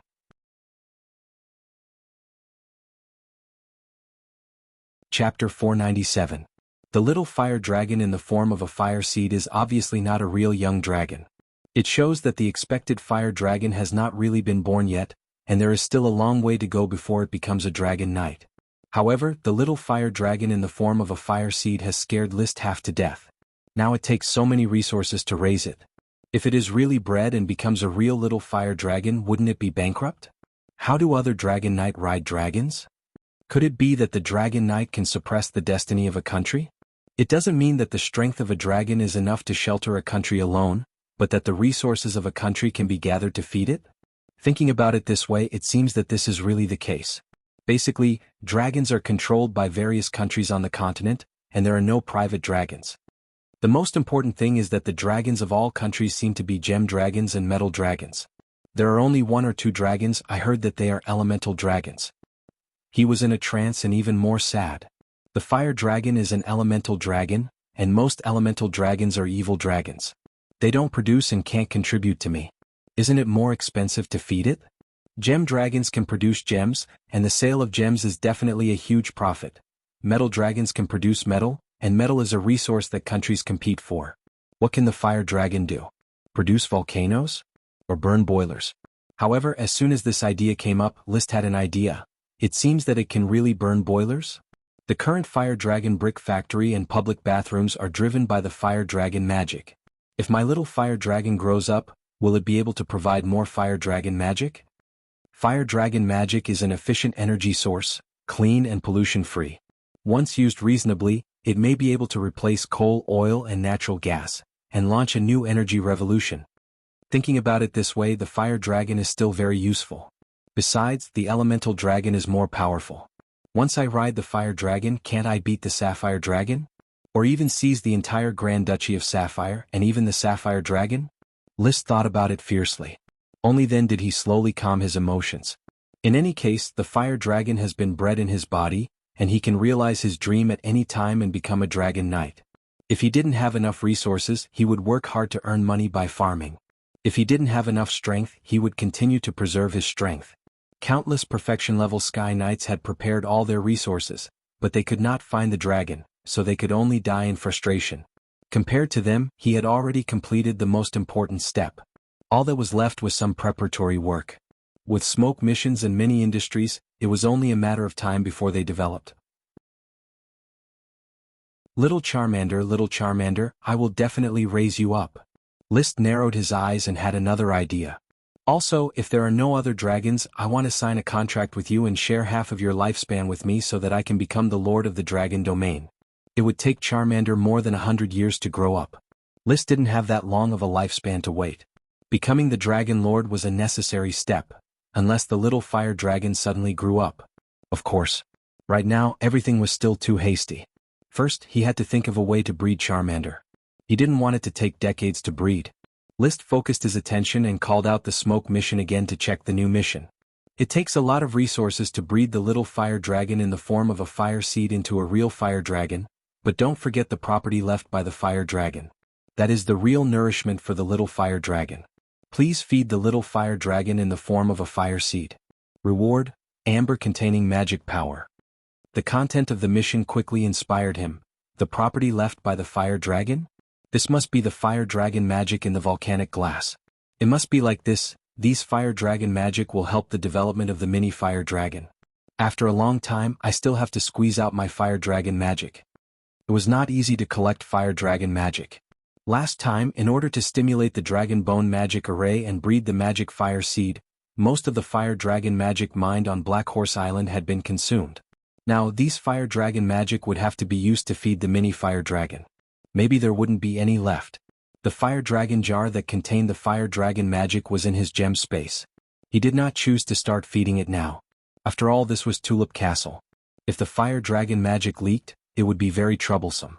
He also didn't pay attention to the reward of the smoke mission, which was the magic amber. He calmed down and began to sleep. Early the next morning, List left Tulip Castle. Returning to his territory, he couldn't wait to take out the fire dragon jar, extract a little fire dragon magic and try to absorb it. In fact, it was not troublesome at all. When he released the mini fire dragon, the little guy immediately smelled the smell of the fire dragon magic. It kept shouting, "Oh roar," releasing a very strong desire. List did not give it the fire dragon magic, but tried to tame it like he tamed the blizzard beast. This age of the little fire dragon was probably the most suitable age for education. It would not be so easy to train it when it grew up. He didn't know how to ride a dragon, so he could only explore it himself. Do a somersault and I will give you the fire dragon magic. Roar. Do a somersault and I will give you the fire dragon magic. Roar. Do a somersault and I will give you the fire dragon magic. Roar. After several repetitions, the mini fire dragon reluctantly somersaulted and got a little fire dragon magic from List. He saw it open its mouth, and the fire dragon magic was sucked up in one gulp, leaving nothing behind. Then, a little impure magic was released from its body and mixed into List's Do-Chi. He felt that the quality of his Do-Chi has been slightly improved. This is probably the process of Dragon Do-Chi advancement.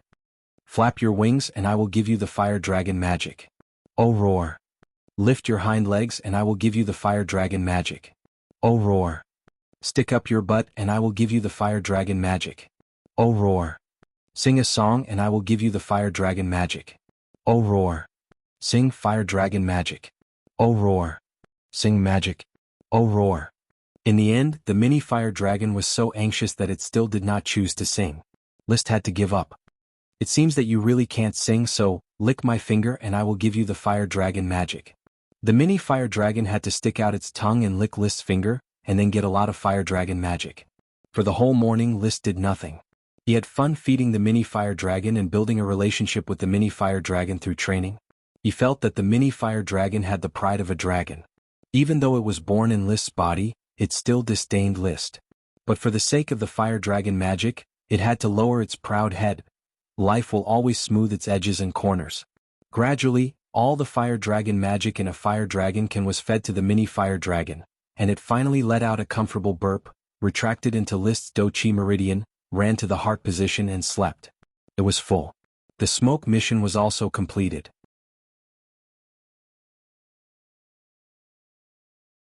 Chapter 498. The amber containing magic power was quickly delivered to List's hands without him having to worry about it. Sir, this is a strange stone dug out from the sand and stones by the serfs responsible for expanding the Flowerport's Pier Square. Isaiah personally sent a transparent yellow stone to the castle. It is as transparent as a gem and there is a sprite worm inside. Sprite worm? List quickly took the palm-sized flat stone, which was yellow in color and very transparent. The most wonderful thing was that it was wrapped in a fat sprite worm. The sprite worm curled up into a donut shape and looked lifelike. There were some impurities such as leaves around it. The overall shape indicated that it was amber, the amber rewarded by the smoke mission. Is this amber containing magic power? List quickly released magic eyes to observe the amber. Suddenly he found a faint magic power radiating with chaotic colors. Moreover, it was unexpectedly emitted from the sprite worm. The sprite worm wrapped in amber had yellow and black stripes on its body. List didn't know if it was its original appearance or if it had changed color in the amber. This surprised him. A sprite worm that has turned into amber can also have magic power? As far as he knew, amber was a drop of pine resin buried underground for thousands of years. Under the action of pressure and heat, it petrified and formed a gem-like stone.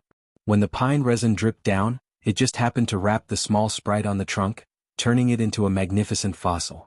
However, amber on Earth was generally formed 40 to 60 million years ago. After all, it took a long time to fossilize pine resin. List didn't know how long it would take for amber to form in this world. But it was definitely not something that could be done in a short period of time. Otherwise it would just be rosin, not amber. List played with the amber for a moment and said to Isaiah, "Apart from this stone, are there any other stones found at the scene?" "None at the moment."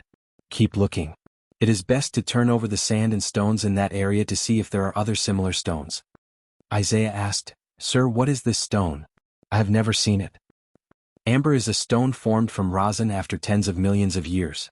Do you see this sprite worm? I suspect that it is a sprite worm from tens of millions of years ago." Tens of millions of years ago? Isaiah was speechless. The history of humans in this world was not even clear for a few hundred years. The few early records were all attributed to the Moon Empire, so it was hard to explain. It was unimaginable tens of millions of years ago. Even List was confused. Were the humans here evolved? If they were evolved, then how did elves and dragons evolve? There was also the siren. According to Achi, she was born in a shell. There seemed to be no relevant evolutionary chain between a shell and a siren in human form. Therefore, no one knew what the world was like tens of millions of years ago. If you let the serfs look for more of this amber, they may find that the amber contains more things from tens of millions of years ago. The pine resin drips down and wraps around the things from that time. Then it can continue to be preserved just like the sprite worm preserved in this amber. Isaiah was also curious. He replied in a loud voice, "Yes, sir, I will personally supervise the serfs in looking for the amber." After the administrative officer left, List was still playing with the amber. He began to think. He always believed that every reward from the smoke mission was valuable, except for the wind peregrine falcon. That damned bird, it never came back.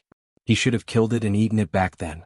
Since the smoke mission sent this amber and specifically mentioned that it contains magic power, what does it mean? Is it a natural magic equipment like the Black Pearl? That's not right. The magic power does not originate from the amber, but from the spirit worm in the amber. However, the spirit worm should have integrated with the amber, right? Tens of millions of years of infiltration. The amber and the things wrapped have long been inseparable, leaving only the original structure. So, what is the use of this amber? Is it an ornament? List shook his head and made a decision. Let Chrissy study it to see if she can find any valuable clues. It just so happens that she is about to become my second great wizard. Chrissy's promotion to a great wizard had not happened yet, but it would happen soon. Because the smoke mission had already plucked this thread of fate. Mission: Flower Town Restaurant's chef Pavel is very interested in the tofu reward issued by the Lord. However, he has tried a variety of bean products, but was unable to make tofu. This has already cost him all his savings, but he still does not give up. Why not support him in continuing to study tofu? Reward: a great wizard. Tofu. This was List's biggest complaint. He knew that tofu was made from beans, but what was brine he still did not understand. He had offered a reward early on, hoping that someone could make beans into soft gelatinous food. However, more than a year had passed, and still no chef had been able to complete this research. However, it had spawned many surprises: fermented beans, soy milk, bean sprouts. Now, it seemed that the dawn of tofu had arrived. List did not hesitate to support Pavel with 10 gold coins and let him continue to study tofu. He also told Bao Pavel everything he knew about tofu, hoping that it would help Bao Pavel develop the long-awaited tofu sooner. It would also allow Chrissy Truth to advance to a great wizard sooner. Apart from Chrissy, there was only Paris among the wizards of the fief. Paris was obviously not mature enough, so it could only be that Chrissy was about to advance. In the magic workshop. Due to the lack of magic ingredients, Chrissy only needed to take 7 or 8 days a month to make magic potions from the fief's magic ingredients. The rest of the time was used to study advanced magic and magic arrays. In essence, advanced magic was an even more advanced magic array. Sir Viscount, why are you here? Chrissy was a little surprised. List had just come to pick up the magic ingredients yesterday. List smiled. Are you still studying advanced magic? I'm studying black pearls and pink pearls. These 2 pearls are natural magic arrays and have given me a lot of inspiration. I have also begun to try to make them into magic equipment. Black pearls and pink pearls are indeed very good research materials, but I have brought you another precious material, which may give you new inspiration. With that, List took out a palm-sized oblate amber and handed it to Chrissy. She only took a glance. Chrissy exclaimed, "What is this, a gem? It is so beautiful. I have never seen such a gem before, and it even contains a sprite worm? This is amber, a treasure formed from a wonderful misunderstanding tens of millions of years ago." List explained the origin of amber. It was not an exaggeration to say that amber was a treasure.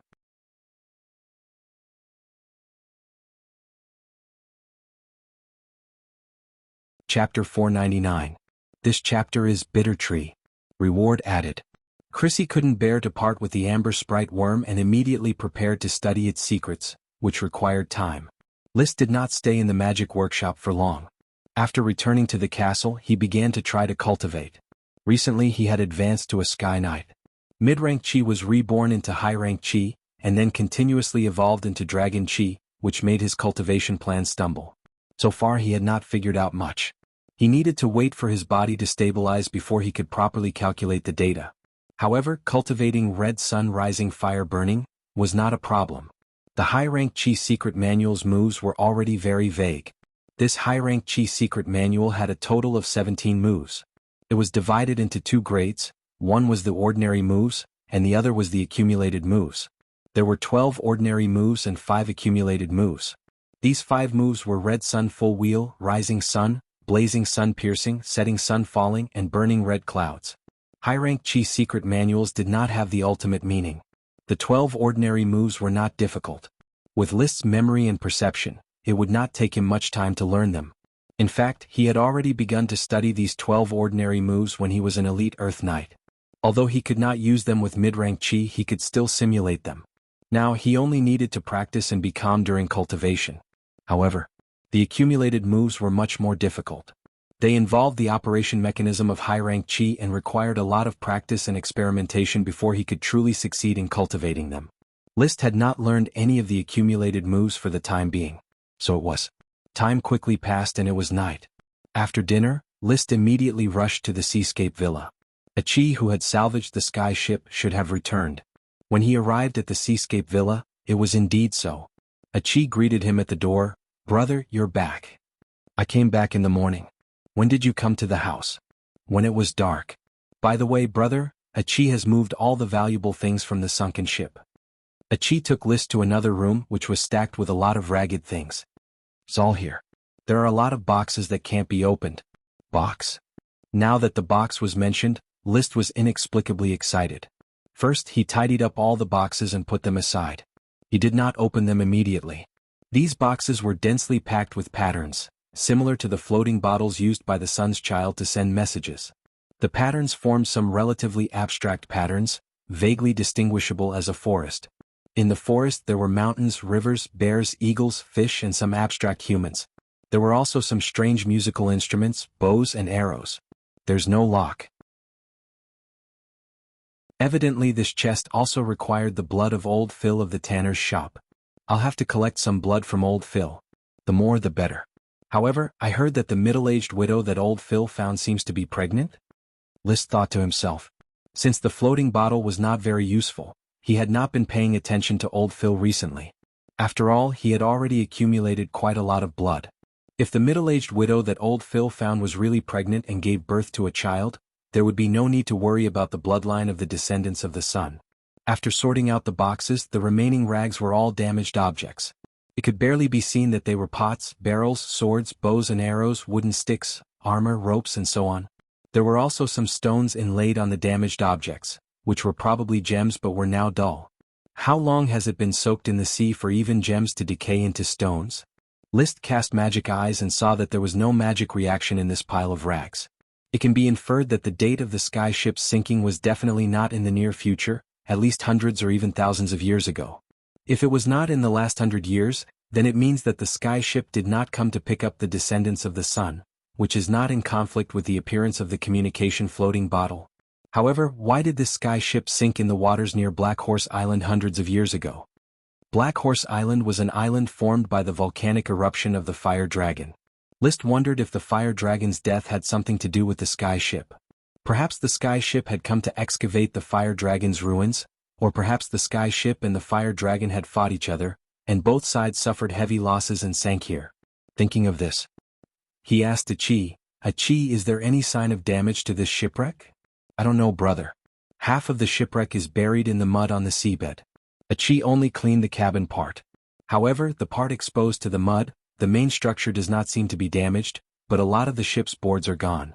There are also a lot of fish and shrimp living in it. It was normal for some of the less strong structures to decay after sinking for too long. So did you see human bones on the ship? I don't think so. The cabin is very clean, only some boxes. Listening to Achi, List immediately ruled out the possibility that the fire dragon and the sky ship were both wounded. With the power of the fire dragon, it was possible to tear the sky ship apart. He suddenly asked again, Achi, what's the difference between that shipwreck and my ship? There should be a big difference between the sky ship and ordinary ships. Achi thought about it and replied, there seems to be no mast and Achi can't tell. Brother, the shipwreck is too old and the hull is covered with all kinds of corals. List did not force her. Sooner or later he would salvage the sky ship. So he said directly, Achi, you go and rest. I'm going to carefully study what's in these boxes. Well, Achi is going to read. Recently, Achi has been working hard to learn magic arrays. Good, my good Achi. Sending the siren Achi away. List directly put a box into the gem space, and then smeared old Phil's blood in the gem space. But to his surprise, there was no reaction at all when the blood was smeared. What's going on? Is everything in the gem space still, and even the reaction of this blood is still? List waited for a moment and chose to take out the box again. After taking it out, the reaction began instantly. He saw the lines on the box and magic threads flashed, forming a dynamic picture. Bears, eagles, people, mountains and flowing water flashed one by one. Finally, it seemed that the setting sun was falling, hitting the lid of the box. There was a click. The box opened. List learned the lesson of salvaging the treasure chest from the shipwreck and quickly put the box into the gem space to prevent the items inside from being exposed to the air and directly oxidizing and decaying. He put it into the gem space. He extended his spirit and began to observe the items in the box in another way. What surprised him was that it was filled with seeds. The seeds of some kind of plant. Seeds with a touch of magic power.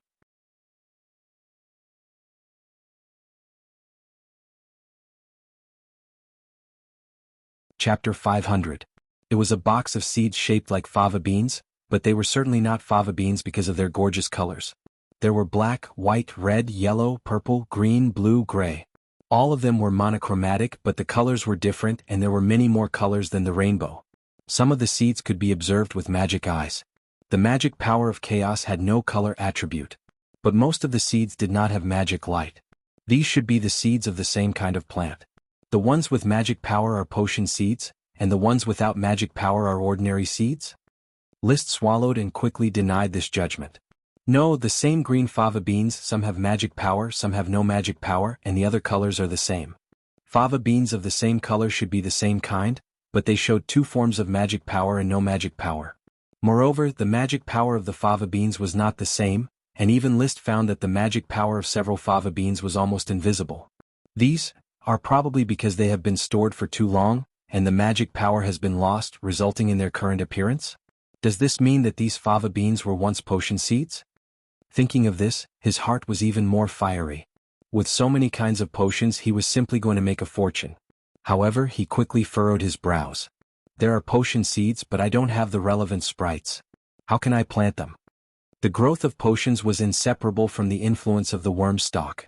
Once separated from the worm stalk, the potion would soon lose its magic power and return to ordinary plants. This box of potion seeds was very obvious. They were not any of the plants known to Liszt, and naturally there was no corresponding sprite worm. Therefore the idea of planting potions was just a dream. It was as if a basin of cold water had been poured from head to toe. His heart was cold. Am I rejoicing for nothing? He was stunned for a moment but soon regained his composure. There were still 12 boxes left, which could be examined slowly. Maybe there were sprite worms behind. It seemed unlikely. Sprite worms did not have such a long lifespan. He opened the second box in the same way, and immediately put it into the gem space and then examined it again. This box was also full of seeds, but it was a kind of oblate seed. Golden yellow, the size of a pinky nail, it was also a potion seed. Some had magic, some didn't. The third box was filled with seeds, the fourth box was filled with seeds, all the way to the 10th box were filled with potion seeds. Each of the 10 boxes contained different seeds, all of which Liszt had never seen before. Some were like beans, some were like grains, some were as big as a fist, and some were as small as sesame seeds. With such a large number and complete variety of potion seeds, it should have been a joyous harvest. But the more Liszt looked at it, the more he felt suffocated. Only the seeds were given but not the elves. This was like seeing but not being able to eat. He was anxious. There were only 3 boxes left. With a solemn and stirring heart, he opened the first box. This time the box did not contain potion seeds but books. Books were neatly stacked vertically, and there were complicated characters on the spines of the books. He could tell at a glance that it was the Sun language. He could even recognize quite a few words. He hadn't read the diary of a descendant of the Philip Sun for nothing. XXX Sun Tower XX Construction XX? Liszt saw the title of one of the books. He couldn't recognize the Sun language, but he could guess the general idea. It seemed to be a book on how to build the Sun Tower. He then looked at the next book. XXX Transformation XX Bear X. The next few books were similar in format. They were all XXX Transformation XX Eagle X, XXX Transformation XX Leopard X, XXX Transformation XXXXXX, and so on. Liszt didn't recognize many of the Sun language, so he could only guess. The first, second, third, fourth, fifth, and sixth books all seemed to be about transformations. Could it be that the Sun's children can transform into bears, eagles, leopards, and so on? He pulled out one of the books titled XXX Transformation XX Bear X. The book was well preserved and showed no signs of decay. The cover was very soft and delicate, like some kind of leaf. The paper inside was also very thin, similar to the paper he found in the messenger bottle. On the first page there was a beautiful colorful drawing. If not for the traces of lines, Liszt would have thought it was a photograph. In the drawing was a huge bear with brown fur and huge fangs. As he continued to flip the pages, it was densely packed with Sun language. At a glance, Liszt found that the Sun language he had learned from the diary of a descendant of the Sun Philip was not enough to support the content in the book at all. Indeed, he could recognize a few Sun language words, but he couldn't understand them at all. Dizzy, let's change to the next book. The next book was XXX Transformation XXXX. The first colorful drawing was of a dolphin, so the title of this book should be XXX Transformation XX Dolphin X. The next book was a colorful drawing of a tree that could walk, so the title of this book should be XXX Transformation XX Tree X. The next book was a colorful drawing of a chubby bird that seemed to be unable to fly and walked on its feet. Liszt had never seen it before, so he couldn't be sure what it was called. He couldn't even find a comparable species. It had the posture of a penguin, but it looked like an oversized owl. Let's just call it Moonbeast. Anyway, it's just a translated name, so it doesn't matter if it's accurate or not. So this book was called XXX Transformation XX Moonbeast X. At this point, it could be learned that the transformation magic of the sun's child included 6 kinds of transformation: bear, leopard, eagle, dolphin, tree, and moon beast. Transformation magic, which makes me think of the profession, druid. It seems that in the notes left behind by Curtis Truth, there was mention of druids, juxtaposing them with mages, liches, alchemists, and so on. Perhaps the first 3 sun words in the title mean druid? Druid transformation XX bear X? The rest of the sun language in the title couldn't be guessed no matter how hard he tried. He quickly put down the book and continued reading. But for the following books he didn't recognize a single sun word in the title, let alone guess what it meant. The second to last box was still a book. This made Liszt a little conflicted. He liked to read, but sun language was a foreign language book, and with his vocabulary he couldn't understand it at all. He wasn't an archaeologist who could spend a lot of time studying these books, summarizing and determining the meaning of each sun word. So, these books had the same effect on him as those potion seeds. They all seemed very precious, but in fact they were useless. There's only one last box left. Don't tell me that this box still contains potion seeds or books. Liszt opened the last box uneasily. Immediately, the contents of the box came into view. It wasn't potion seeds, nor was it a sun book. Instead, it was a golden scepter that had been broken in 2. One was a metal rod carved with dense patterns, and the other was a decoration shaped like the sun that emitted a brilliant light. In the center of the radiant sun was a huge broken golden gem. Chapter 501. Although the golden sun scepter was broken into 2, one could still see how magnificent it was when it was intact. This was definitely a divine artifact of extraordinary value, and the person who possessed it was definitely a great figure with great power and influence. Liszt reached out and took out the remaining half of the scepter. It was a stick with a metallic texture, but he could not tell what kind of metal it was made of. The weight was moderate, slightly lighter than an iron stick of the same size. The patterns on it were very regular, with rings on top of each other, but he could not tell what it meant. At the end of the scepter was a hexagonal cylinder the length of a finger. At the cross-section of the fracture, there was a crisscrossed gap. It was not cut or smashed, but seemed like a fracture caused by some kind of stress. So it is not a type of metal, but a metal stick that was poured layer by layer. Liszt looked at the color of the fracture and concluded. This was because the fracture had changes similar to growth rings. In the middle was a transparent triangle only as thick as a finger, like some kind of crystal. The outer ring was a silver-white metal, circular and wrapped around the triangular crystal. The outer ring was a gray metal hexagonal structure. Then there was a light blue metal, circular structure.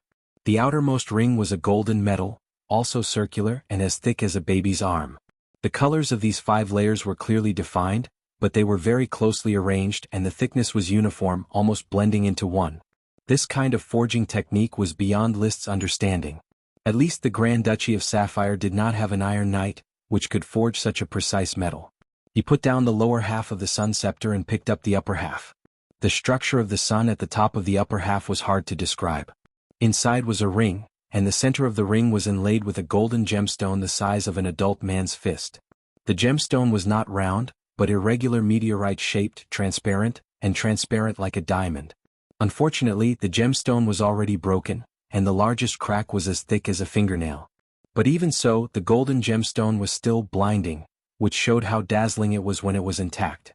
Outside the inner ring there was another layer of rings.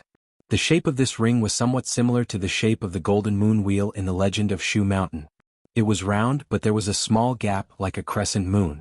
On the outer ring in the shape of a crescent moon, lights of various sizes were arranged.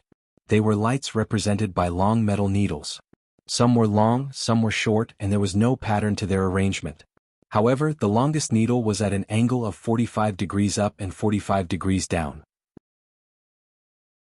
Whether it was the inner ring or the outer ring, the material was the same as the golden metal of the handle. What kind of divine weapon is this? Was it a weapon or a magical equipment? Is it a status symbol or a magic staff wielded by a sorcerer? List connected the two parts of the scepter together. The fractured surface could be matched, but there was no reaction. As far as he could see, none of the magicians in this world were waving their magic wands. They might wear some magic equipment to enhance their magic power, but they didn't need to wave their magic wands or chant magic spells. As for the weapon and equipment level of the Sun Scepter, List couldn't judge it either. According to the information he had obtained from night novels and magic books, the top divine weapon was the Dragon Soul. A weapon forged by infusing the dragon's soul into the dragon's bones had amazing power. Next were the Dragon Elf weapon and the Dragon Tooth weapon. However, none of these three weapons had appeared in the Grand Duchy of Sapphire. In addition, there were the Great Elf weapon and the Dragon Bone weapon. There was a Great Elf weapon in the Grand Duchy of Sapphire. It was the Archduke's sword, the Wailing Cage sword. As for the Dragon Bone weapon, the sword that emitted blue flames in the hands of Marquis Bull during the Battle of Iron Hoof Island made List wonder if it was a Dragon Bone weapon. Then there were the Little Elf weapon and the Gemstone weapon. List had both the Swift Shadow Bow and the Red Blood Sword. Judging from the materials used to make the Sun Scepter, it is at most a gemstone weapon. However, the gemstone inlaid is a bit too big. Generally, gemstones were very small. A gemstone the size of an adult man's fist was really rare. Moreover, its golden color was different from that of ordinary gemstones. List had seen a similar color of topaz. At the Longtaro Castle during the New Year's festival, Grandpa gave cousin Raleigh a topaz pendant, but the color of the topaz was yellow, not gold. Unfortunately, the golden gemstone had been broken, and the magic eye could not see any magic power in it. It had become a useless gemstone. List put all 13 boxes into the gem space. Although he couldn't understand those books and didn't know how to plant those seeds, he might find their value in the future. As for the Sun Scepter, he planned to keep it even if it was already useless. He would find a chance to repair it later. It could still be used to keep up appearances. Except for the things in the boxes, the other things that Achi salvaged were of no value. It could not be said that they were worthless, perhaps they had high archaeological value, but the archaeological value was still worthless for List at present. Achi, I've taken the boxes away. You should rest early and don't stay up late. Okay. Leaving the Seaview Villa and returning to the castle, List was not sleepy. The mini fire dragon was still sleeping in the heart position and would not wake up for a while. After reading a book similar to the Sun Scripture, List's eyes were swollen. He sighed and put the book back. Let's go to sleep. I'll get up tomorrow to make a glass greenhouse and plant a batch of potion seeds. List got to work. Early the next morning he asked for a batch of glass produced by the Fire Dragon Brick Factory. Now that the glass had been officially put into production, the cooperation with Tulip Castle was continuing and the profit sharing was being negotiated. Glass that could be mass-produced was bound to hit the crystal market. The price was not easy to grasp. With the discovery of quartz ore, List had sent people to many places on Coral Island to find quartz ore. The raw materials were plentiful. Although the glass still had a lot of impurities and the color was not transparent enough. But it was more than enough to make a glass greenhouse. List directed the servants to bond and fix the glass with wood and rubber. Soon, a small glass greenhouse was built in the castle's garden. Next, List selected a batch of seeds without magic power from the potion seeds and tried to plant them. He watered and fertilized them, waiting for them to germinate. To ensure the indoor temperature, he also placed a small magic fire dragon in the glass greenhouse. With the small magic fire dragon baking, the temperature of the glass greenhouse was enough to reach more than 10 degrees, which was more suitable for the seeds to germinate. Seeds without magic power can hopefully still germinate. He wanted to see what kind of plants could be grown by planting them. Knowing the type of plant, he could buy the corresponding sprite worm and plant the potion. Even if there was no corresponding sprite worm, he could still cultivate it generation by generation. In case a sprite worm was born in one generation, wouldn't he be able to plant the potion again?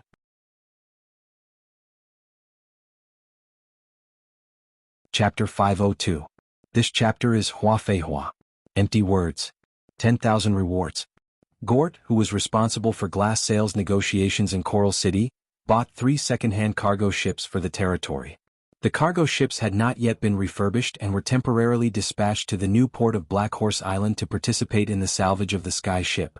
With the combined pulling power of 6 ships, the Sky Ship was finally dragged from the bottom of the sea to the seaside. List watched the salvage at the scene. At this time it was snowing heavily, and the beach was covered with a layer of ice and snow. But snowflakes could not bring List, who was wearing a frac abier and a gold-rimmed red and black cloak, a cold experience. Since he was promoted to a Sky Knight and gained high-grade fire attribute chi, he was no longer afraid of the cold. And the high-grade fire attribute chi was gradually changing towards dragon chi. The fire dragon was obviously not afraid of the cold, and List, who was covered in dragon chi, naturally could not feel the cold. The feathered chocobo Loki was also not afraid of the cold. Its tall legs stepped on the snow, and there was a thick cuticle to keep it warm. "My lord, the sunken ship has been towed up," Blair said excitedly. List naturally saw it. The overall shape of the sky ship could be seen in its entirety. It was a ship more similar to the ancient ships of China, without masts and sails. The hull was narrow and slender, but it was very large. Overall, it was larger than the most advanced three-masted sailing ship of this era. He had ridden in the palace's exclusive three-masted fast-sailing ship, which was obviously not as big as the sky ship. Blair was still excitedly analyzing. "There are no sails and masts, it should be a paddle boat." Looking at its hull covered with coral and shells, it must have been sunk for at least hundreds of years. Hundreds of years ago, the Grand Duchy of Sapphire was still a deserted island. I don't know which country developed such a large paddle boat. Paddle boat? List did not correct Blair's analysis but said, "You command the salvage staff to carefully clean up the items on the ship after dragging the sunken ship up.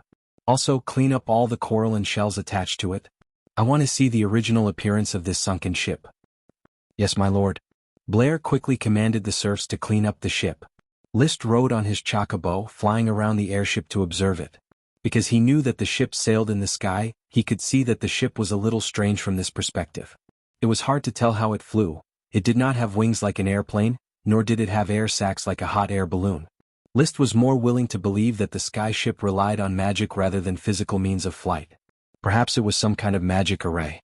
The sky ship might even be a piece of magical equipment.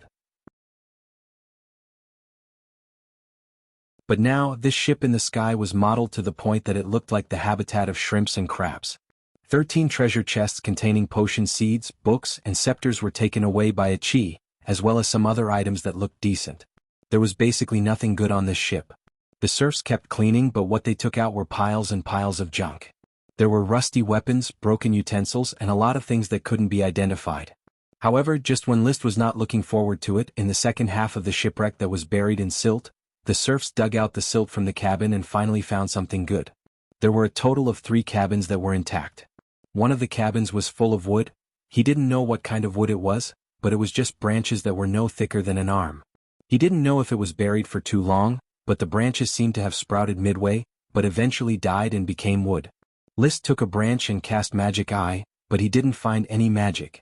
He tried to break it, and found that the hardness of the branch was even harder than the thorny ironwood, comparable to the hundreds of years old rockwood.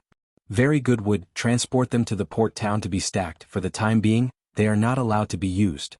Without fully understanding what these branches were for, List would not let them be used casually. The second cabin was full of metal ores. They had a light blue metallic luster and were not rusty. This color quickly reminded List of the light blue metal in the 4th ring of the Sun Scepter. These two kinds of metals were obviously the same kind of metal, worth collecting and studying. In the 3rd cabin there were no treasures. But there were skeletons. "My lord, there are a total of 21 skeletons, only bones are left and their clothes have long been tattered. Bring out a skeleton." Soon, a skeleton was brought in front of List. The white bones were not much different from those of humans, which showed that the Sun's child race was indeed a human race. Philip and Old Phil, the descendants of the Sun, were normal humans, and their ancestors were unlikely to look like aliens. But there were still subtle differences.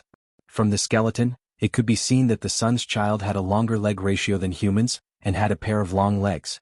Apart from that, List didn't find anything new. Moreover, he suddenly thought, maybe the long legs are just an exception. From Old Phil I didn't find long legs. On the contrary, I have a pair of long legs. He didn't know if it was because they ate too much long taro, but the taro family all had long legs. This is a female skeleton. Marcus, who participated in the salvage of the sunken ship, had already washed the mud off his body and walked over. "My lord, this female is probably 1.8 meters tall and her skeleton is a little slender. Judging from the degree of closure of her epiphysis, she may be underage." "Female? Underage? Teacher Marcus, you know how to observe bones?" "Unlike the nobles who practice chi, when we commoners practice chi in the Knight Academy, There are teachers who teach us how to judge the direction of the meridians based on the bones. I learned a little more and have seen the bones of many different people. At that time, I even thought about how to use bones to make my archery more lethal. I see, then continue to analyze this skeleton for me. Yes, my lord. Marcus squatted down and observed the bones bit by bit. The leg ratio is longer than the average person. The pelvis has not been opened, probably has not given birth. Other than that, I can't judge. After that, no more bones were taken out and Marcus analyzed them one by one. All the skeletons belonged to minors ranging from 1.9 meters to 1.3 meters with different heights. There were males and females and their leg ratio was more prominent. But there were more differences from humans. It could be said that the sun's child race was a race of humans with longer legs. At this time, the cleaning of the ship's exterior was also completed. A large number of corals and shells were peeled off, revealing the true appearance of the ship in the sky, a ship with an outer shell almost peeled off, leaving only the main structure.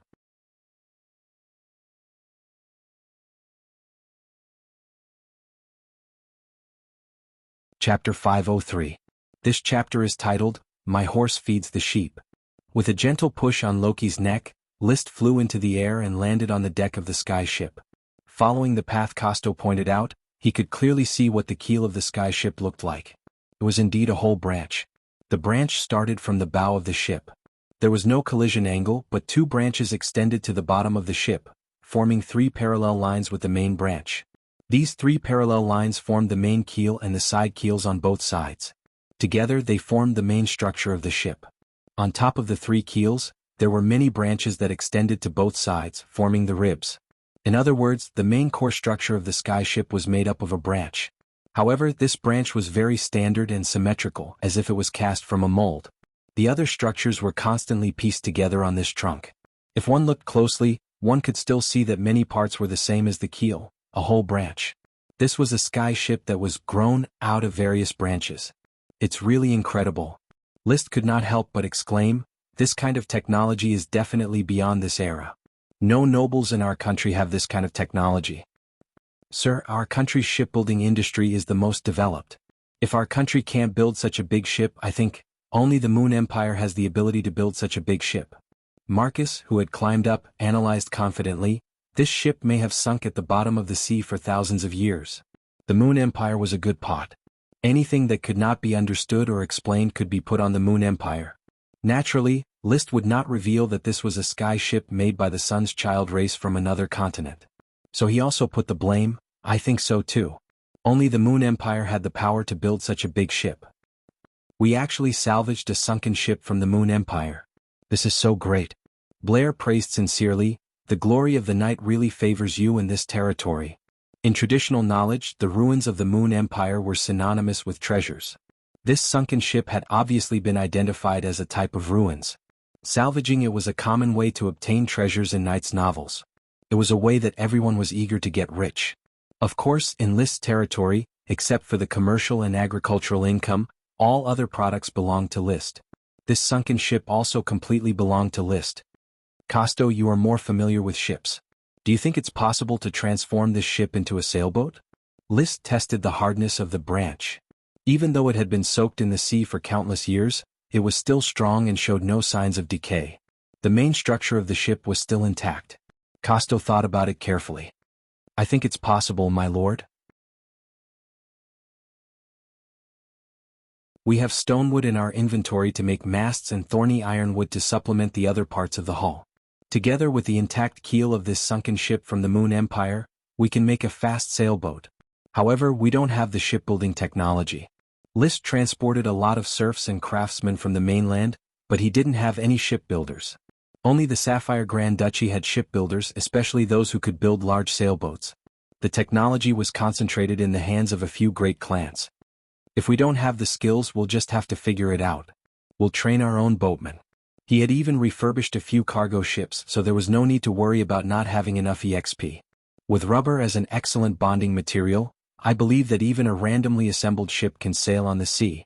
List said solemnly. The flower, the thorns, the pearl, the mangrove, and the 3 newly purchased freighters. The serfs in the territory could also learn a lot of shipbuilding techniques. Advanced sailboats were definitely not easy to build, but sailboats in this era did not have high technical content.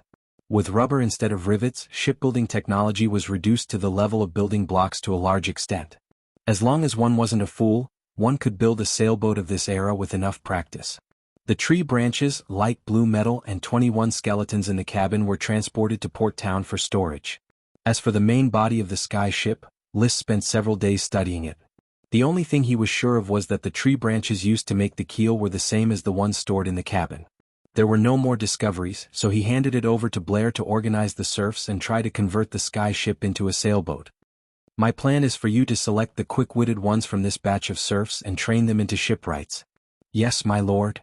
Then List told Costo, you are the navigation instructor of the territory. I hope you can train more sailors as soon as possible. I will continue to replenish the cargo ships in the following time. You must have enough sailors and be sure to train more suitable captains, first officers and other senior crew members. My lord, I am afraid it will be difficult in a short time. The serfs shipped from the mainland are landlubbers. They don't even dare to swim. It is very difficult for them to overcome their fear of the sea. I will let Consultant Gort give you sufficient support. What you need is to train qualified sailors for me. As you wish, my lord. When leaving Black Horse Island, List took some branches and light blue metal with him. He wanted to continue studying. Items that could be hoarded in the cabin of the sky ship were definitely not ordinary items. In particular, this kind of branch could grow into keel, which was simply unimaginable. If I study this branch thoroughly, does it mean that I can make my own sky ship? Even if I can't make a sky ship, I can continue to make sailboats for sailing on the sea. A naturally grown keel is obviously stronger than a riveted keel. In addition to his research, he often visited the glass greenhouse. Unfortunately, after 5 days, there were still no seeds germinating in the glass greenhouse. He didn't know if it was not time or if the temperature was not right, or if the seeds were dead. He still had the patience to wait. But on the other hand, he was gradually losing patience. Barwell, haven't you made tofu yet? List came to the flower restaurant and asked the chef Barwell. It has been more than a week since he funded Barwell. There was still no sign of tofu. Barwell was a little flustered. He got a sponsorship of 10 gold coins and hired 10 assistants, but there was still no research results. I'm sorry, my lord, I haven't found a way to make tofu yet. As soon as possible. Although List was anxious, he was still patient and did not express it. After all, the other party was the recommended candidate for the smoke mission. Perhaps the success of tofu depended on Barwell. If he urged too much, it might hinder the emergence of tofu. After urging Barwell, List chatted with Chris Truth again. One reason was to take away this month's potion. Secondly, it was to see if she had any intention of becoming a great mage. If she directly broke through and became a great mage, there was no need to rush the smoke mission.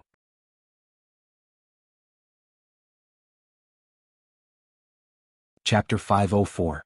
The amber of the sprite worm was still glistening yellow and unbelievably beautiful. However, in the eyes of Crazy Truth, it had another layer of beauty. Sir Viscount, what kind of existence do you think sprites are? I had a chat with Glanny Truth and he explained to me the triangular relationship between spirit, matter and magic power. List thought for a moment before replying. I somewhat agree with his understanding. The fusion of matter and magic power, under specific conditions, creates an individual's spirit. You mean, sprites are a fusion between plants and magic power, accidentally creating a spirit, thereby bestowing life upon individuals? I believe that whether it is sprites or dragons, they all originate from this. List earnestly explained.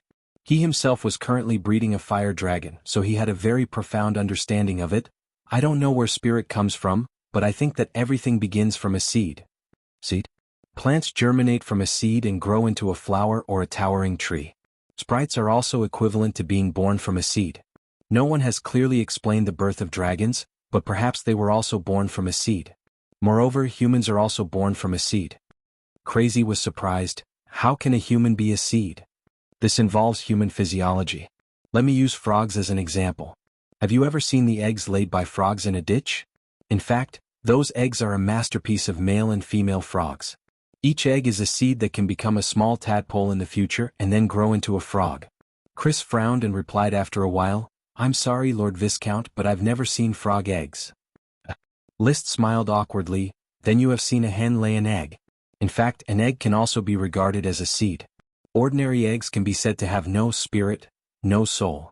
It is the same as a plant seed, but in the process of gestation, it eventually has a soul. It must have produced spirit in some way. Is it the same for humans? Crazy asked modestly. She had long discovered that the young aristocratic lord she was attached to was even more knowledgeable than a great wizard in some aspects. The same is true for humans, but humans hatch in the mother's belly, which is considered viviparous. Animals such as cows, horses, and sheep are also viviparous. Actually, regardless of whether it's an animal or a human, they're just a seed in the beginning. They're just pure matter, and their spiritual powers are obtained later on. Liszt tried his best to be concise and comprehensive, explaining the origin of life to Chris. He then connected the dots to the elves and the dragons. But after a round of explanations, not only did Chris not understand the relationship between the seeds, elves, and dragons, but he also went around it and felt that there was really no connection. So he decisively changed the topic. You just asked me what kind of existence the elves are, right? Yes. I think elves are very magical creatures. Chrissy smiled. It was unclear if she understood Liszt's dry humor. She began to explain what she knew. When I was studying the amber, I discovered that the magical structure wrapped in amber is actually a kind of magic array. The reason why the sprite worm inside is still reacting with magic power is because its magic array did not collapse. Magic array? That's right. That's why I believe that the elves are a special kind of magic array. Once you understand this magic array, you will be able to use it to achieve the same magical effects as the elves. Liszt suddenly became spirited. So, do you understand? Sorry, I don't understand. The complexity of the magic array that makes up the sprite worm is beyond my imagination. I think that even archwizards might not be able to decipher such a complex magic array. The dynamic magic array that great wizards need to master is already complex enough. The magic array of the sprite worm is countless times more complex than the dynamic magic array. So, what is the use of this amber, and how can it help you? Perhaps this amber can be designed into a magical equipment that can replace the worm stalk, but I don't know how to design it. As for the help it can give me, enlightening me about magical arrays is the greatest help it can give me. Chrissy paused and then said solemnly, Sir Viscount, I am going to meditate for a few days and try to attack the great wizard realm. Is there anything I can help you with? Not for the time being. Well, take the sprite worm amber first. Maybe it can give you some inspiration when attacking the great wizard realm. Thank you. Chrissy finally began to attack the great wizard realm. The development of tofu released by the smoke mission has not yet produced any results. Liszt did not have much work to do for the time being, but he lived a fulfilling life every day, even from morning to night. He had no time to be idle. Training the dog, practicing, and feeding the small fire dragon occupied most of his time every day. The magic of the fire dragon was decreasing day by day, and the volcanic glass that could be mined on Black Horse Island was getting closer and closer to exhaustion. The mini fire dragon thrived and fell asleep immediately after eating and drinking. At the same time, it constantly excreted impurities of magic, helping Liszt's dragon chi to grow. The cultivation of the high-level chi secret manual Red Sun Rising Fire went smoothly. Every day Liszt would soar in the sky and constantly stimulate the chocobo Loki to fly. Loki's body was no longer developing. Obviously, the effect of the bloodline fruit had been fully released, and its abilities had been greatly improved. Judging from the magic dissipation, it was already comparable to Dosen and had become a mid-level dragon beast. However, it still only knew one kind of magic and its growing wings were still white and could not fly. On this day after practicing, Liszt went to the glass greenhouse as usual. He loosened the soil, removed the weeds, and waited for the potion seeds to germinate. However, it had been a week and a half since the seeds had been planted, and the potion seeds had not yet germinated. His hope for these seeds to survive was getting smaller and smaller. But when he studied the books of the sun, he had some new inspiration. The Sun's Child, Sky Ship, Tree City, Druid, Long Legs, Sun Scepter, Potion Seed. I feel that the Sun's Child race seems to be a bit similar to the elves in the Western legends of the Earth. It is the kind of tall and handsome elves who live in the forest and are very good at archery. But thinking about the appearance of the descendant of the sun, Old Phil, it did not seem to be handsome. Then he thought again. The continent where the Sun's Child lived was probably on the other side of the Devil's Sea. But the ruins of the Sky Ship sunk on Black Horse Island, which had crossed the Devil's Sea and Aquamarine Sea. This showed that the other side of the continent and the continent where he was located had been in communication a long time ago. The descendants of the sun were exiled to the Grand Duchy of Sapphire, which was also proof. Thousands of years ago there was a human country called the Moon Empire, and there was a group of Sun's Child on the other side of the continent. One was called the Moon, and the other was called the Sun. Is there any connection? Is the sky ship a tool for communication between different human races on the two continents? There was too little information. There was no way to make a substantive judgment. He lowered his head and continued to weed the soil of the glass greenhouse. The potion seeds did not germinate, but all kinds of weeds were rushing to germinate. At this moment, when his small shovel dug up a weed, he suddenly found that under the loose soil, there was a potion seed being pushed up. The potion seed had split open and a greenish-white bud stretched out, pushing it from the soil to the surface of the soil, almost breaking out of the soil. You're tuning in to the Han Lee's Wuxia Chronicles YouTube channel. We're so grateful for your support, and don't forget to subscribe to join us on this incredible journey through captivating stories. Your generosity through donations truly makes a world of difference, as it's the primary source of revenue that allows me to expand and enhance this channel for you. Thank you from the bottom of my heart for being a part of this adventure.